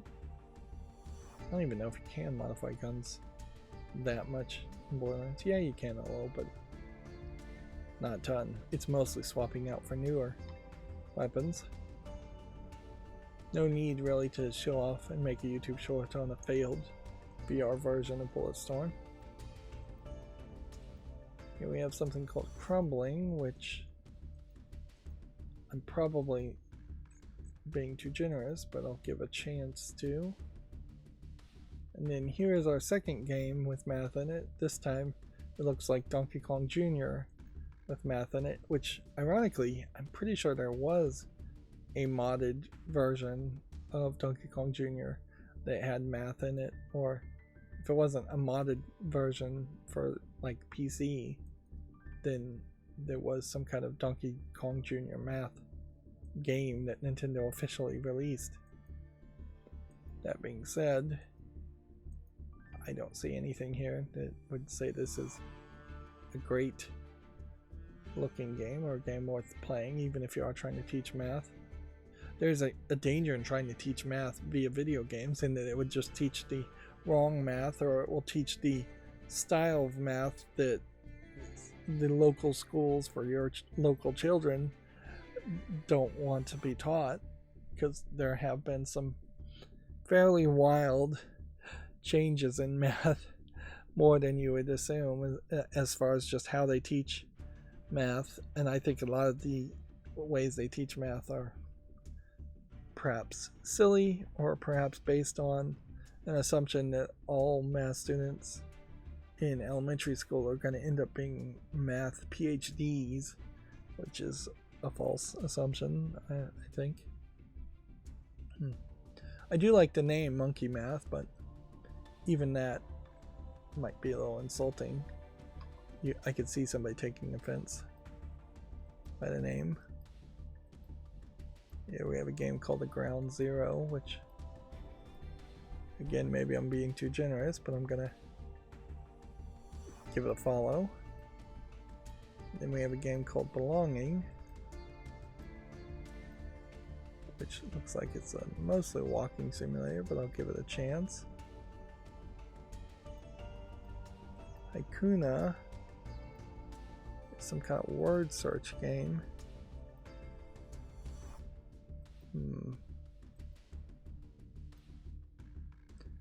Well, it looks really crazy, but you know what I'll do? I'll put this on the follow list, but I'm not going to make a YouTube short on it because the visuals are very rough.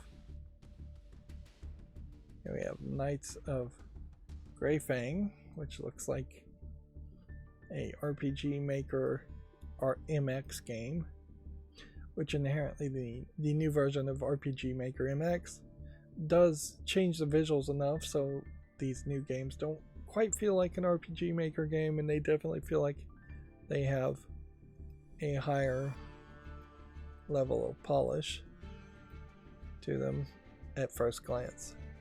Of course, that may very quickly go out the window if you actually start playing the game, as most of these 16-bit or 8-bit RPG games are just grindy and pointless and waste of time. You draw, I guess. That would be a no. Here we have an action RPG game called Apex Heroines, which is probably nothing, but again, I'll give it a follow. Noticeably, we are increasing in the number of lewd games, or games that feel a little lewd, not labeling themselves with the appropriate warnings and tags. So much so that they should be in the adult section where I wouldn't see them. Clearly, there's an effort here to have these anime girls in skimpy clothing for no good reason. And that probably should be a red flag at some level, because I don't like the mushy middle of a situation like that. If they're going to be characters in skimpy clothing, then I probably just want adult content and some nudity, at least toplessness.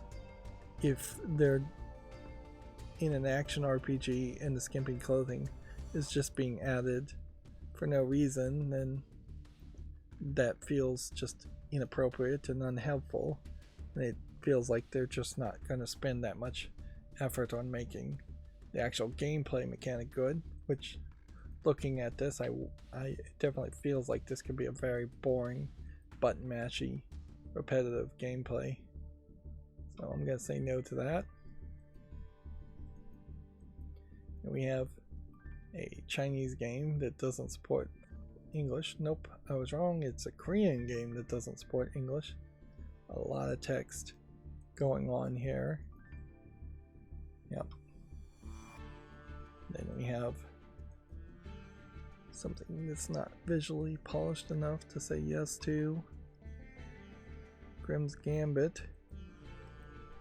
Looks like it might be interesting. We'll give that a chance. Then we have Pal World, which we need to make a YouTube short on, obviously. And then we have Child's Story. And see, this highlights where a great example of where the going through these games and looking at them before streaming didn't really help me any, because I'm still just more awake now and curating more. This Hypnosis card is some kind of card-based lewd game tagged with sexual content and nudity and mature and hentai, not safe for work. And clearly that's all this game is focused around, which is fine in this case because, yeah, if the focus is on this. But then the question does come back as far as why is this not in the adult section? Why does Valve have such a terrible system where the games still show up potentially to underage people on Steam when they should be caught fairly easily? And there should be at least somebody that looks at this and goes, this obviously is targeting a mature audience and should be in the adult section. It looks to me like there's probably an uncensored patch that is in the adult section, but that seems weird if you have a adult section content in DLC. Then that should be a red flag to say the whole game should be in the adult section. Even the mature content here says this game contains violence elements which is not appropriate for all ages. All characters in the game are over 18. Some of the dialogue is sexually suggestive, which, if that is truly the limit of the level of content, and then all the nudity is in the patch, then don't let them use tags like nudity or sexual content. It definitely feels like they just don't know what they're doing at Valve, and it doesn't seem like anybody's in charge, or basic rules can't be agreed upon, which is probably the case, is that basic rules cannot be agreed upon at Valve. I'm going to put this on the follow list since it is being received pretty well. But I don't know what I could really do with that either. I'm not going to make a YouTube short on it, of course. Like, even if the game had millions of positive reviews, I really can't cover it on YouTube, and I don't have extra time to play adult content to be able to just say, yeah, it was a good game or a bad game, which is about as much as YouTube really wants me to say at most, because they don't even want audio descriptions of adult games. Here we have what looks like a dog simulating game, which I've been trying to keep an eye out to see if at some point somebody would make a good dog simulation game. It does seem like some of this, though, is just direct control of the dogs, and the dogs are running through different kinds of obstacle courses and agility courses, which is not really what I would want. I would want more of an artificial intelligence type simulation where you're able to pet and care for a dog, Tamagotchi style. But I guess it is different. There is an argument as far as should I make a YouTube short around Viking Heroes 5. I'll go ahead and do it. Anyways, here we have Bad Santa, which is late to the party, January 19th. As far as if you were trying to make a horror game based on a bad Santa Claus. This almost certainly is an internet meme troll type game though, so I'm going to say no to it. Here we have a Keyboard Maestro Voyage keyboarding musical rhythm game, but it only supports Japanese. I'm a little surprised you can even buy it outside of Japan. You'd think that if there was a bunch of Japanese music in the game, they would only give the license to have the music inside in the game be playable inside of Japan itself. I don't know if any of these rhythm games would ever really come back. I think they were a one-time gimmick with Rock Band and Guitar Hero, a two-time gimmick that went for a long time and were fairly successful, but I don't think keyboarding would really do that, and I don't think if you could make a whole new Rock Band game today that people would actually care as much. And if you were going to make a Rock Band game today, it would probably be a cell phone app where you plug in your cell phone to a TV or cast to a TV, and then you just have some kind of Bluetooth guitar toy.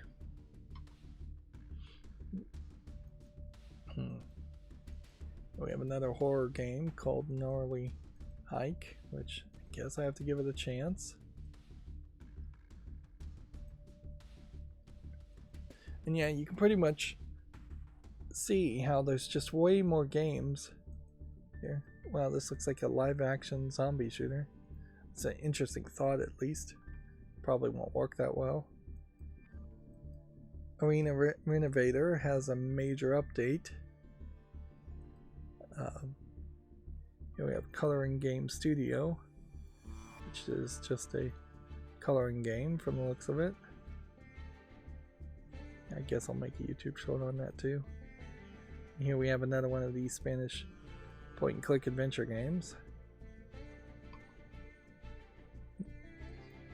The popularity of things like Baldur's Gate 3 are potentially increasing the number of Dungeons and Dragons assistant apps, not really games on their own, but the visuals tend not to be great on these assistant apps, and that is the case for rolls and dice. And we have a dark comedy visual novel with a interesting giant head chibi art style in the character design, and weirdly very zoomed in pictures of the characters. Looks like you're also potentially playing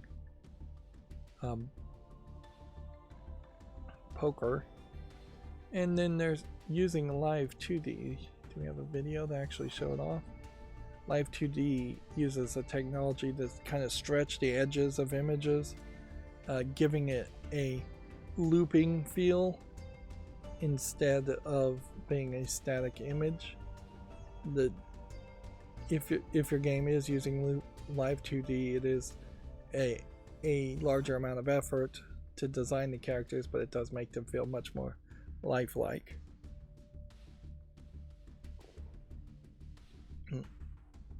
And at a certain level, I kind of question if Live 2D isn't more evolving into just a software, a middleman software that is taking what are roughly static 3D models and then just animating and making 2.5D 3D animations.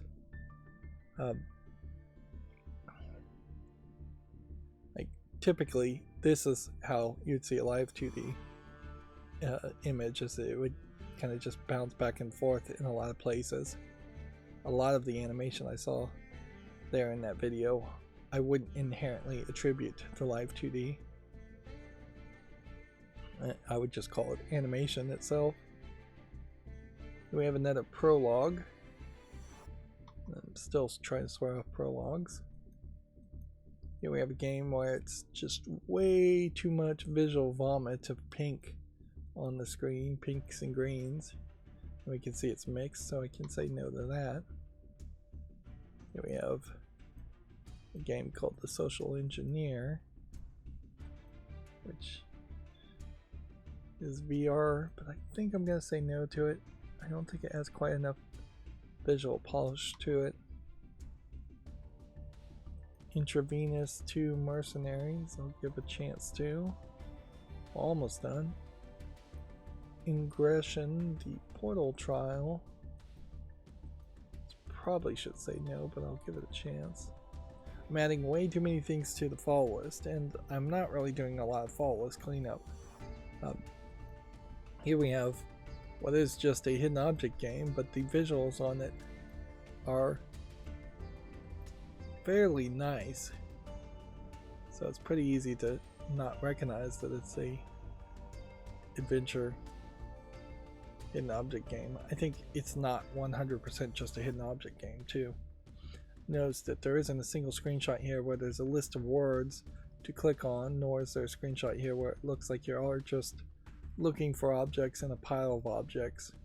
If anything, this feels more like a puzzle escape room game.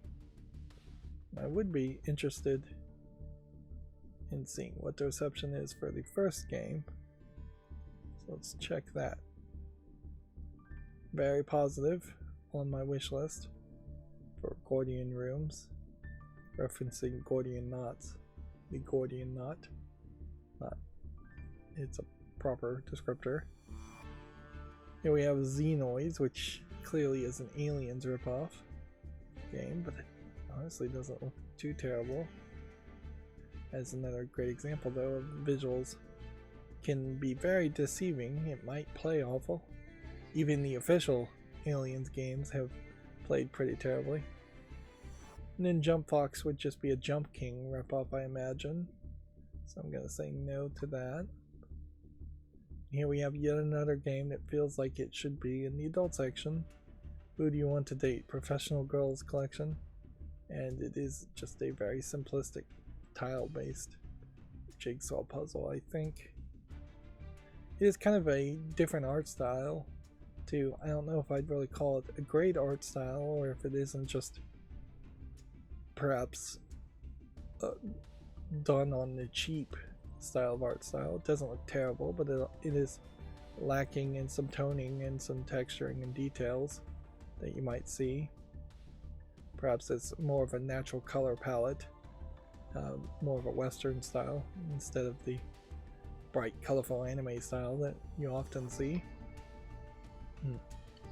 Here we have Kebab Chef's Restaurant Simulator, which noticeably here, I don't feel like it's that different from any other kind of restaurant simulator, other than the focus is on kebabs, which kebabs are just kind of meat on a stick.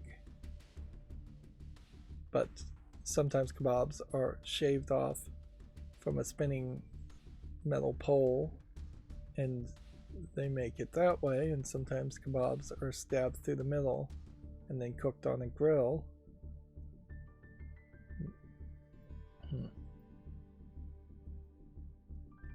Yeah. Much like a restaurant simulator that was only about cooking pizza or making sandwiches, it's fairly limited, and I just don't see a real reason to limit yourself to kebabs, other than there have been so many other restaurant simulators that have already been made, far more than ever actually need to be made. It's not like they're great games that are in high demand. There is this weird split sometimes between what people make and what people want. Here we have a Capital Dilemma game, which feels very much like the Reigns series, but I don't believe it is from the makers of Reigns, and that you're swiping left and swiping right. Now, notably, people aren't super happy with the Reigns series. Reigns 3 Kingdoms in particular is the most recent one, so maybe it would make more sense to see if some other company could steal the idea of the interface, which they've pretty much stolen the whole idea. But then, in an average Reigns game, you would have money, religion, military power, and king's power, I think was the fourth one.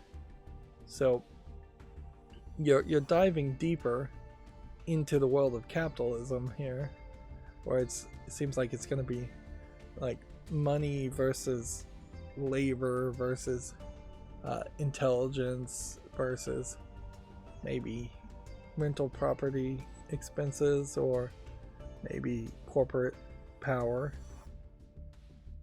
So really all I think I could do with a game like this is put it on the follow list and see if anybody cares about it. Visually, yeah, I still think I would want to make a YouTube short on it though. So those were all the games that came out on Friday, which, let me just make sure I've got everything set up here. That brings us to the concurrent games at a 24-hour peak on Steam, and notably we've had our first change since I've ever started looking in September of last year, with Palworlds taking the #1 spot in concurrent players with 1.5 million players, double the 874% for people playing Counter-Strike 2, and we know pretty much for Counter-Strike 2, Dota, PUBG, that there is a ton of bots that knock those numbers way higher, and B, there's just a solid audience of people who just play Counter-Strike 2 every day, all day, and nothing else. They are amongst themselves their own separate class of gamer, very different, I imagine, from your average gamer, in that they probably don't play any other games. Once you get past the top 4 now, you see a significant drop off in the number of players in Apex Legends or Baldur's Gate 3, which is mostly a single player game, and you tend not to see single player focused games make it to the top. It's usually always a multiplayer game where you need 3 or 4 friends who you're encouraging to play also. But yeah, as far as ever since September, I've been keeping my eye on the top 15 or so games, and it really hasn't changed that much on the charts.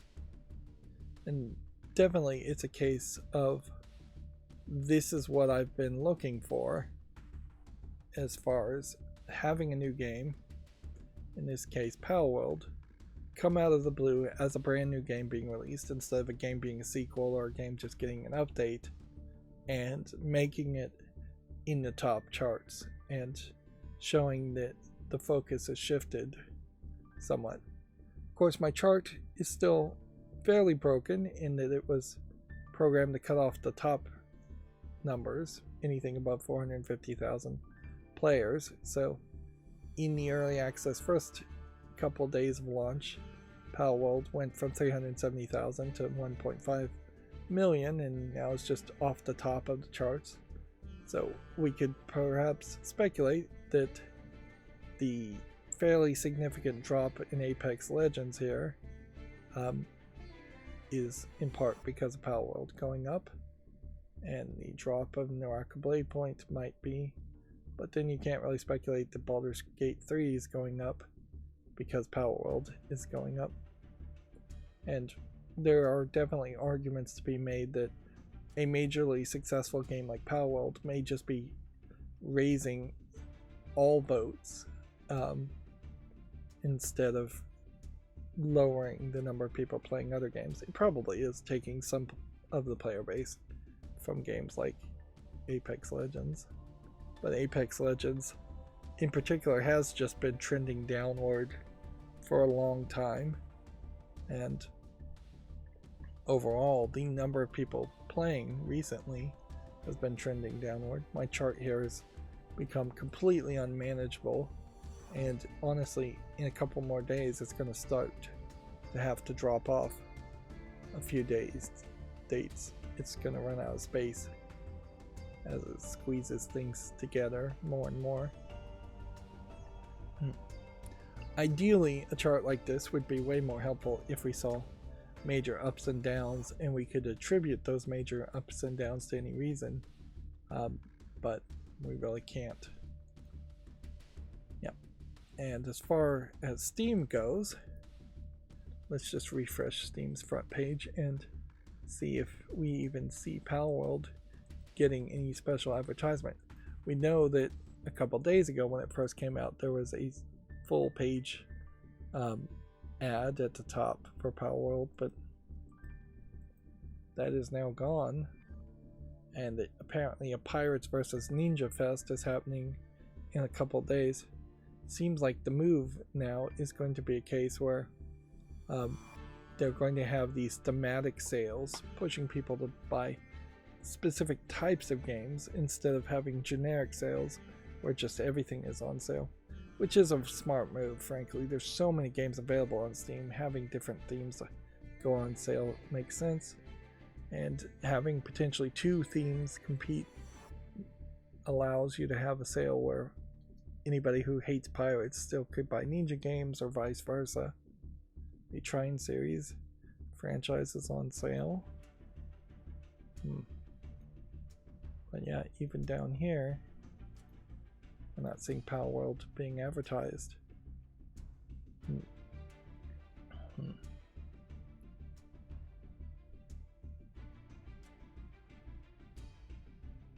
So yeah, is there possibly reason to claim that Palworld is being hidden? Because I had to click the top sellers to even find it on the front page. Or is this literally just a natural experience of how this should go, where a game comes out on early access in its first release and it gets a little advertisement and then that's it? It would be kind of silly for Valve to advertise Palworld for like a full week or a month or longer.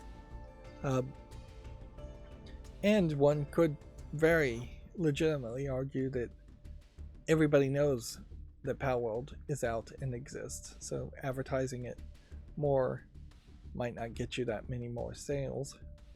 Or maybe it is being specifically advertised. Maybe Palworld is not being advertised to me specifically because they don't think that that I have any interest in it. Drock 3 here. I can go ahead and put that on the wish list.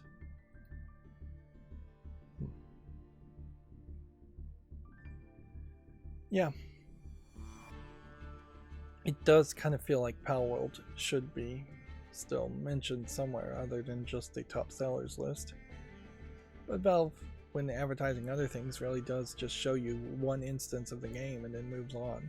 It doesn't need... It would only get annoying, frankly, if I saw Sea of Stars, then I scrolled down 5 paces and saw Sea of Stars again, then scrolled down 5 paces and saw Sea of Stars again.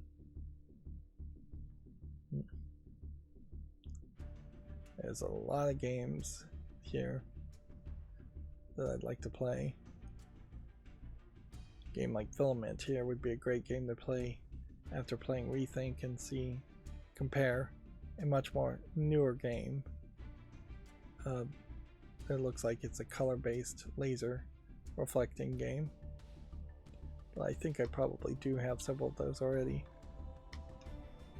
Alright, so that's going to bring us to the Video Games Chronicle articles. We're already 3 hours in, probably in part because of the bathroom break. So let's see how many of these we've already talked about. We talked about this one. We talked about this one. We talked about this. Although this Video Games Chronicle article has got a different headline. Witcher 4 could enter production this year, and multiplayer is being considered for a Cyberpunk 2, which... Have they officially announced that they were going to make a Cyberpunk 2? I guess they probably needed to. I could see not making a Cyberpunk 2 just because of all the trouble you had with Cyberpunk 1 and just saying, hey, it took us a long time to get it right. Let's surprise release a Cyberpunk 2 if we are going to release a Cyberpunk 2. Or let's just make a different game and not call it Cyberpunk and maybe set it in the same Cyberpunk universe. If they made a different style of game, it might sell a little bit better. Something perhaps even more action based in smaller worlds, less ambitious in general, might be better for Cyberpunk. I can see saying the Cyberpunk series is going to be our small game and then Witcher is going to be our big game. Let's see. Embracer's Gothic and Elix Studios, Piranha Bytes is reportedly facing closure. This would be another Embracer company. The CEO says the studio is in a difficult situation but tells fans not to write it off yet. The fact that they continuously have to reference Elix as the main game Piranha Bytes has made, I think is a red flag too, because I don't think Elix as a game was that well received, and I don't think Elix came out anytime recently, which maybe makes a great argument to really trying really hard to make your first game you release in a new game company be as high quality as possible, because you're going to have to be associated with that game and that product for potentially the rest of your career. Here we have another plagiarism claims. Palworld Pokemon plagiarism accusations pile up as the CEO responds. Artists accused of copying 3D models. Pocket Pair claims it received death threats and abuse, which inherently, anytime there's any heat falling on any company, they claim that they've received death threats and abuse, which sometimes those death threats are coming from inside the house or faked or non-existent, or a lot of times, most of the times, death threats are coming from crazy people or trolls or people just joking and not to be taken seriously. In the modern world where anybody can say anything, death threats are kind of common. I guess you have to investigate them somewhat, but I wouldn't take them anywhere seriously as people sometimes do. there would be an interesting copyright claim there that would have to go through the courts, I imagine, if they had taken the 3D models from Pokemon games, decompiled it. That would have been illegal, breaking DRM almost certainly. That would have been illegal to get the mesh frames. And I just don't really see a reason why you would do that. Instead of just tracing your own mesh frames and then changing things significant enough so it wouldn't actually just be tracing.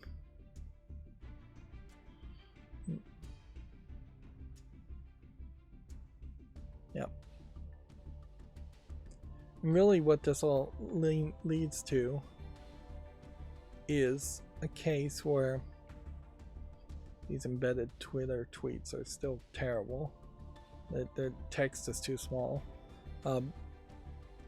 This really is going to come up to a situation where you just are going to have to throw up your hands and wait and see if Game Freak or the Pokemon Company does some kind of DMCA lawsuit, copyright lawsuit against Palworlds.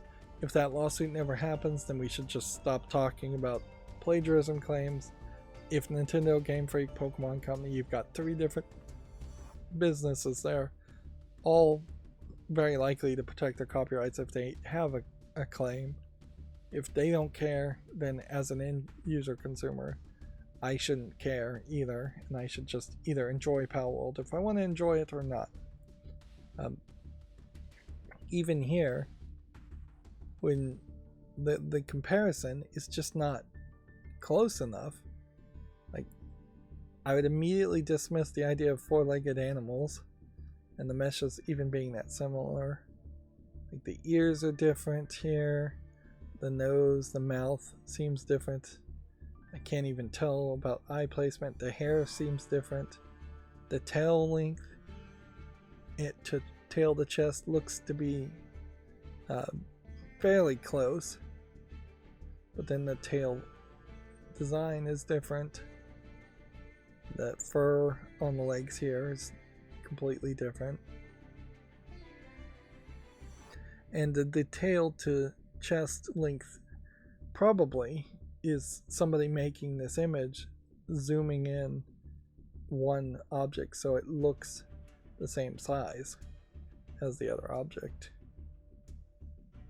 But yeah, I would argue maybe meshes don't deserve to be copyrighted at all, and only the final product of having a texture over a mesh as a 3D model deserves copyright. That's something the courts would have to decide. But yeah, this really is just something not worth talking about or thinking about until an actual lawsuit happens. Moving on, WWE 2K24 will be released in March, celebrating 40 years of WrestleMania. Inherently, this definitely feels like a case where WWE is still very heavily trying to sell based on nostalgia of previous generations of wrestling. I don't think wrestling nowadays is anywhere as well received, particularly post-pandemic. You also have a situation here where I have Cody Rhodes, I guess is who this is. I don't even recognize him, being the main person for 40 years of WrestleMania, when pretty obviously Hulk Hogan should be the main person for WrestleMania, because Hulk Hogan, I recall, always wrestled at WrestleMania, was always the main bout fighter at WrestleMania. But I don't think WWE has Hulk Hogan's rights. Maybe they do have the Hulk Hogan rights, but then also Hulk Hogan's fairly controversial, so they're not trying to promote him.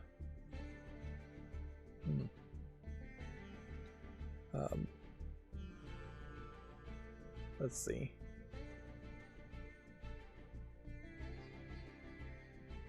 New attires for Macho Man, Macho King Randy Savage, Rey Mysterio, Triple H, Charlotte Flair, Ray Riley. Yeah, but noticeably no mention of Hulk Hogan. And these WrestleMania numbers for years are jumping around quite a bit.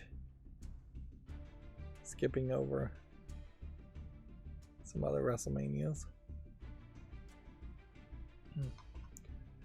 Let's see. We had already talked about Monster Hunter Rise no longer working on the Steam Deck. And then we had already talked about the Ace Attorney series never ending. And the Prince of Persia Lost Crown senior designer wanting to make a Zelda 2 clone. Spin-off. We talked about the Lego Great Deku Tree rumor. And then we talked about Palworld having more concurrent Steam players than Cyberpunk and Elden Ring. And now they had the most ever. And plagiarism again. 343 says that Halo Infinite is done with seasons as its shift approaches. The problem here is that Halo Infinite has just gone around in circles.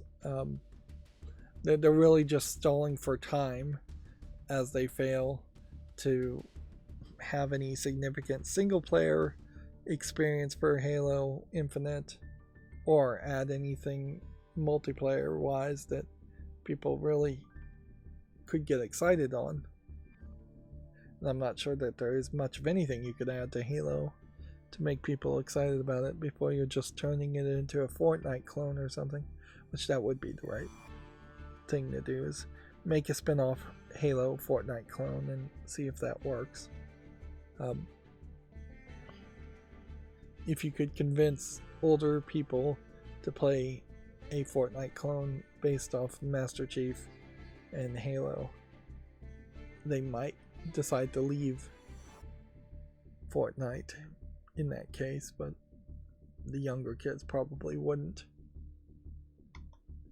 Let's see. Pokemon style survival game hit with 2 million players in 24 hours. Old story at this point. We talked about this previously, that the Xbox servers are weirdly limited to only 2 to 4 players, where Steam players get 32 players. And then we had talked about this before, and that is all the Video Games Chronicle articles. Now we don't really have that many Gamatsu articles. Postal Brain Damaged is coming to Switch on February 2nd. This is a remaster of Postal, but in a lot of ways I think it is just yet another effort from the developers and publishers of Postal. Nope, Brain Damaged is not a remake. It's a whole new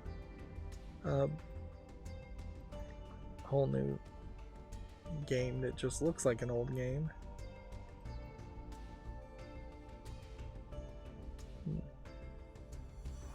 It says it's a new action-oriented take on the Running with Scissors cult game series with the throwback graphics and fast-paced modern gameplay.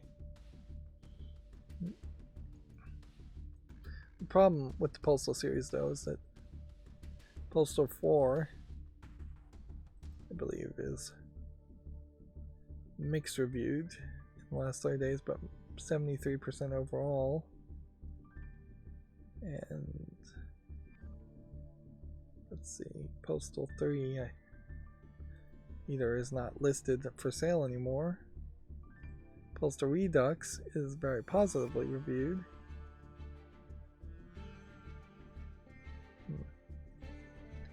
Do I just somehow own Postal 3? I own Postal 1, which the graphics look very different for the original Postal. But yeah, you have this weirdness where Postal Redux and Postal 2, and then no Postal 3 at all, then Postal 4, then Postal Brain Damage, which notice that the art has drastically changed in Postal Brain Damaged, where before it was very red and bloody. And honestly, looking at the screenshots of the other Postal games, that bloody horror like visuals seems very out of place. Well, with the exception of Postal 3, it seems like there's better reception for the rest of the games than I thought it had, but I don't think it's really a game I'd really ever want to play.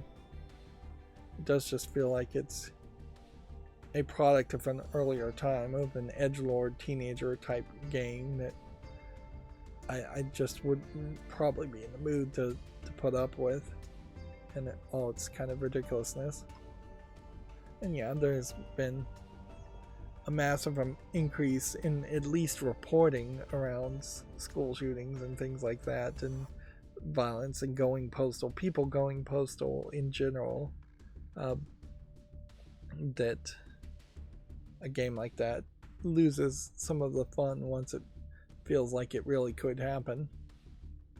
Brotato is coming to the PS4 and 5 and the Xbox One and Series on January 30th, which is already on Steam and overwhelmingly positive. It's like a top-down twin-stick shooter.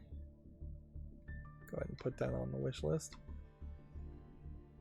A platform fighter inspired roguelike game called Spiritfall is going to launch February 28th. Let's see if we've got that on the fall list. Yes, we do.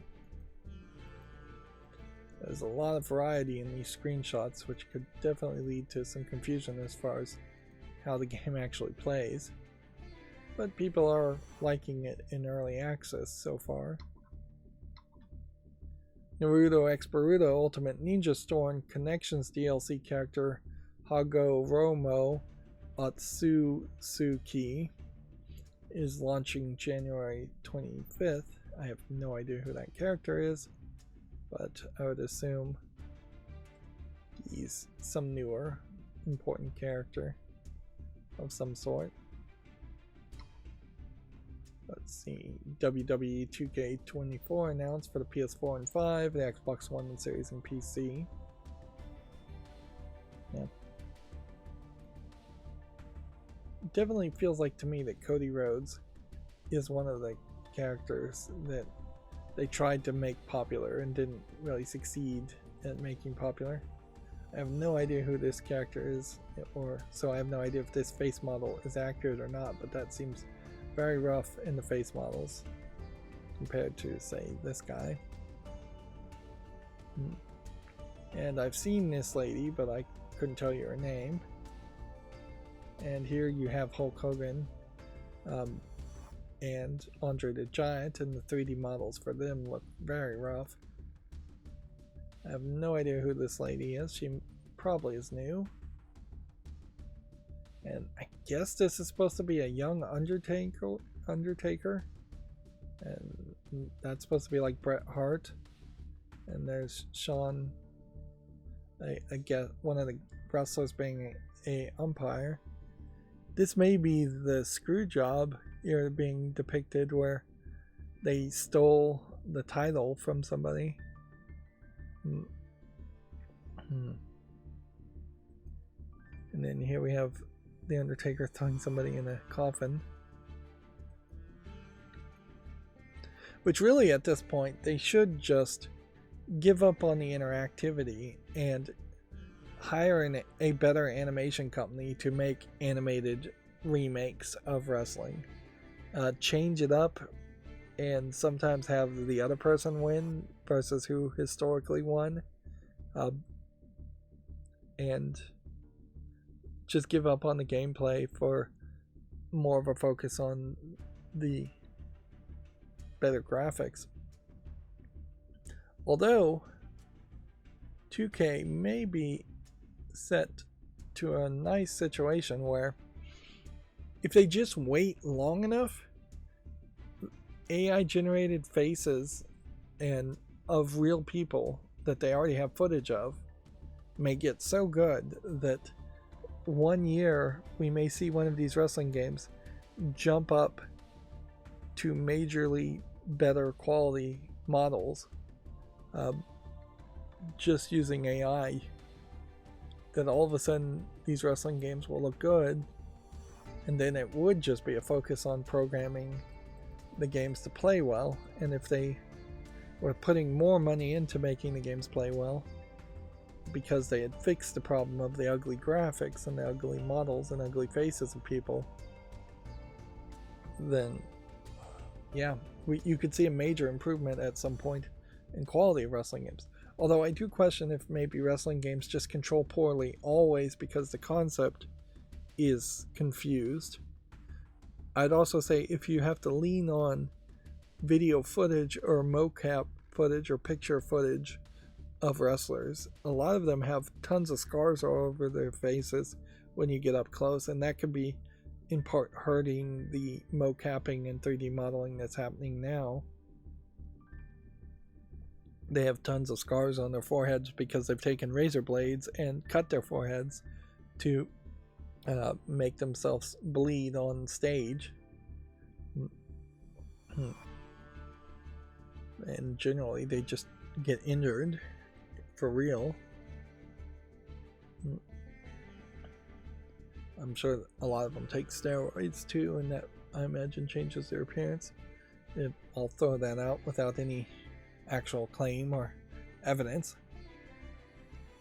But yeah, I still, even if I could perfect the visuals of all the wrestlers, and I still would struggle to figure out how to make a wrestling game feel fun and control well and play in a fun way.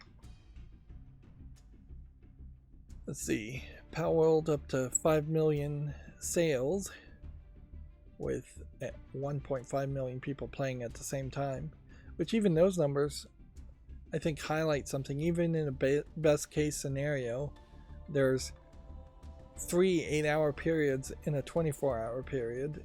So divide, if all 5 million of these players were playing for 8 hours, divide it by 3 in a 24-hour period to get to close to the amount of concurrent players we had. It's almost exactly the right number. 5 million divided by 3 would be 1.761218. No, 4812. 5. Yeah, it would be almost exactly on the dot. 1.5. I don't know. My brain is drained. And see, I wanted to play more of that puzzle game Rethink today, but honestly, I'm going to have to just take a break. And I'm still trying to figure out what to do after streaming so I'm efficient.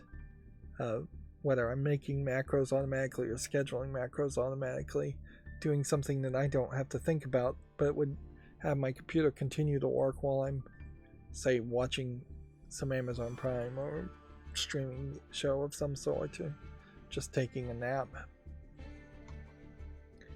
Moving on, this week's Japanese game releases are Like a Dragon Infinite Wealth, Tekken 8, and Shiren the Wanderer 6, and more. There is a very long list here of combined and physical and digital games compared to what we've been seeing in the previous weeks, which definitely makes it seem like Japan either is back to business because they've recovered somewhat from the earthquake they had, or they're just back to business because we are now approaching the end of January. It's still fairly small lists of digital only games. Clearly way more digital only games are coming out. Now we have Apollo Justice Trilogy on Steam, and somehow I missed it completely. There's just no reason why I shouldn't have already put that on the follow list. Let's see if there's anything else here I potentially missed.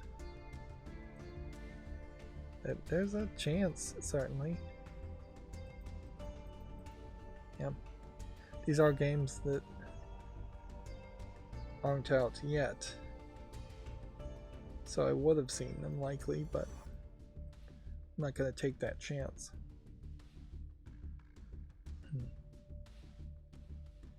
of the list of physical games, I would have to assume Like a Dragon Infinite Wealth will sell the best, and a lot of people are playing it. Although Apollo Justice may sell very well.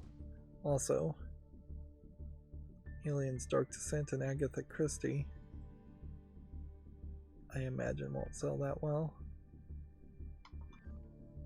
And then Power World selling 4 million, then 3 million, then 2 million. They literally were just updating it every time it hit 1 million. And I think we'd already talked about this Perry-based hand-drawn Metroidvania game. Let's see if it's on the follow list. Yeah, it is. That would bring us to the GameDeveloper.com articles, which we probably have covered most of these, so we'll be done, I imagine, pretty quickly here. I didn't play a lot of Yu-Gi-Oh! Today, but I had already played some off-screen, but I still need to try and get some more victories. So yeah, we talked about this. Approximately 1/3 of game developers were affected by layoffs last year, according to the GDC 2024 State of the Game Industry report. Which, being affected by layoffs, could be anything as you didn't get laid off, but somebody in your office got laid off and it affected how you worked, all the way down to you got laid off. There is a question that can almost never be answered as far as, was the game industry 1/3 of its size too big that it needed to really lay off 1/3 of the employees, or are we going to just see a whole bunch of new companies forming and a whole bunch of hiring back of people? Or is it just shuffling the deck chairs on the Titanic, and maybe they're laying off people from one company and then those people just go and work at a different company? In the past, certainly when I've imagined myself as a boss, being quick to lay off people, fire people, in particular fire people if they're just not a good fit, has felt like a more generous than it sounds way to deal with people. There's a lot of people, certainly, that are trapped, or at least feel trapped, to stay at a job they hate, and it only makes them more angry and irate and worse workers. Whereas if you can just let them leave the company and take some unemployment and find another job that they might like, there's a hope for a better situation for everybody involved, assuming it goes that way. It often may not go that way. It may be that somebody gets fired, they take unemployment, and then they can't find a better job and they get a worse job, or they're completely out of the industry and they're working at a McDonald's flipping burgers when once they were a high-level computer programmer. And yeah, there are perhaps more specialized solutions to investigate before firing somebody. Some things, if for instance you owned a bar and you had somebody stealing tips from another waitress or stealing money out of the till, obviously actual crimes are things where you've just destroyed trust and you have to fire them. It would be so ridiculous to not fire them that it would just encourage other employees to also steal. But also, if somebody's just late, yeah, you try to address that, or you mostly ignore it. If they're late once, you just kind of ignore it. If they're late consistently, maybe you try to adjust the schedules. Ideally, being late shouldn't be that big of a deal, depending on what kind of job you have or what kind of career you're working in. There's a big difference between being 3 minutes late and 3 hours late too. But yeah, once somebody has gotten to the point where they just hate their life, they hate their job, the situation has already gotten too extreme at that point, and really all you can do is fire them. And that's really the only solution there. But that's not what layoffs are in the game industry. It's not that we're having a rash of bad video game employees being fired for cause, or just being fired in general without cause. You're having people being laid off in bulk just because some accountant said they needed to lay off 100 employees, and then you're just picking randomly 100 employees. And yeah, that tends not to really improve morale or fix the situation in the long run. Anyways, I don't want to ramble too much. Alchemy Labs' new CEO wants to find innovative ways to drive VR forward, which he's right at a certain level, I guess, even though I would say just abandon VR at this point. But you would need some kind of innovation in VR to move it forward and have any chance of it being a platform that people want to embrace, which I just don't think people want to embrace VR. Once glasses become super light to the point where you don't even feel them on your face, or we could plug directly into contacts or into people's brains, that probably is when VR might start to work as a concept. But otherwise, I don't think people are going to embrace it. And if they could make holodecks or something, then a holodeck, I guess, technically would be virtual reality also, and that would work fairly well also, but I don't see a way of doing that with our current level of technology. Let's see, Palworld from GameDeveloper.com also getting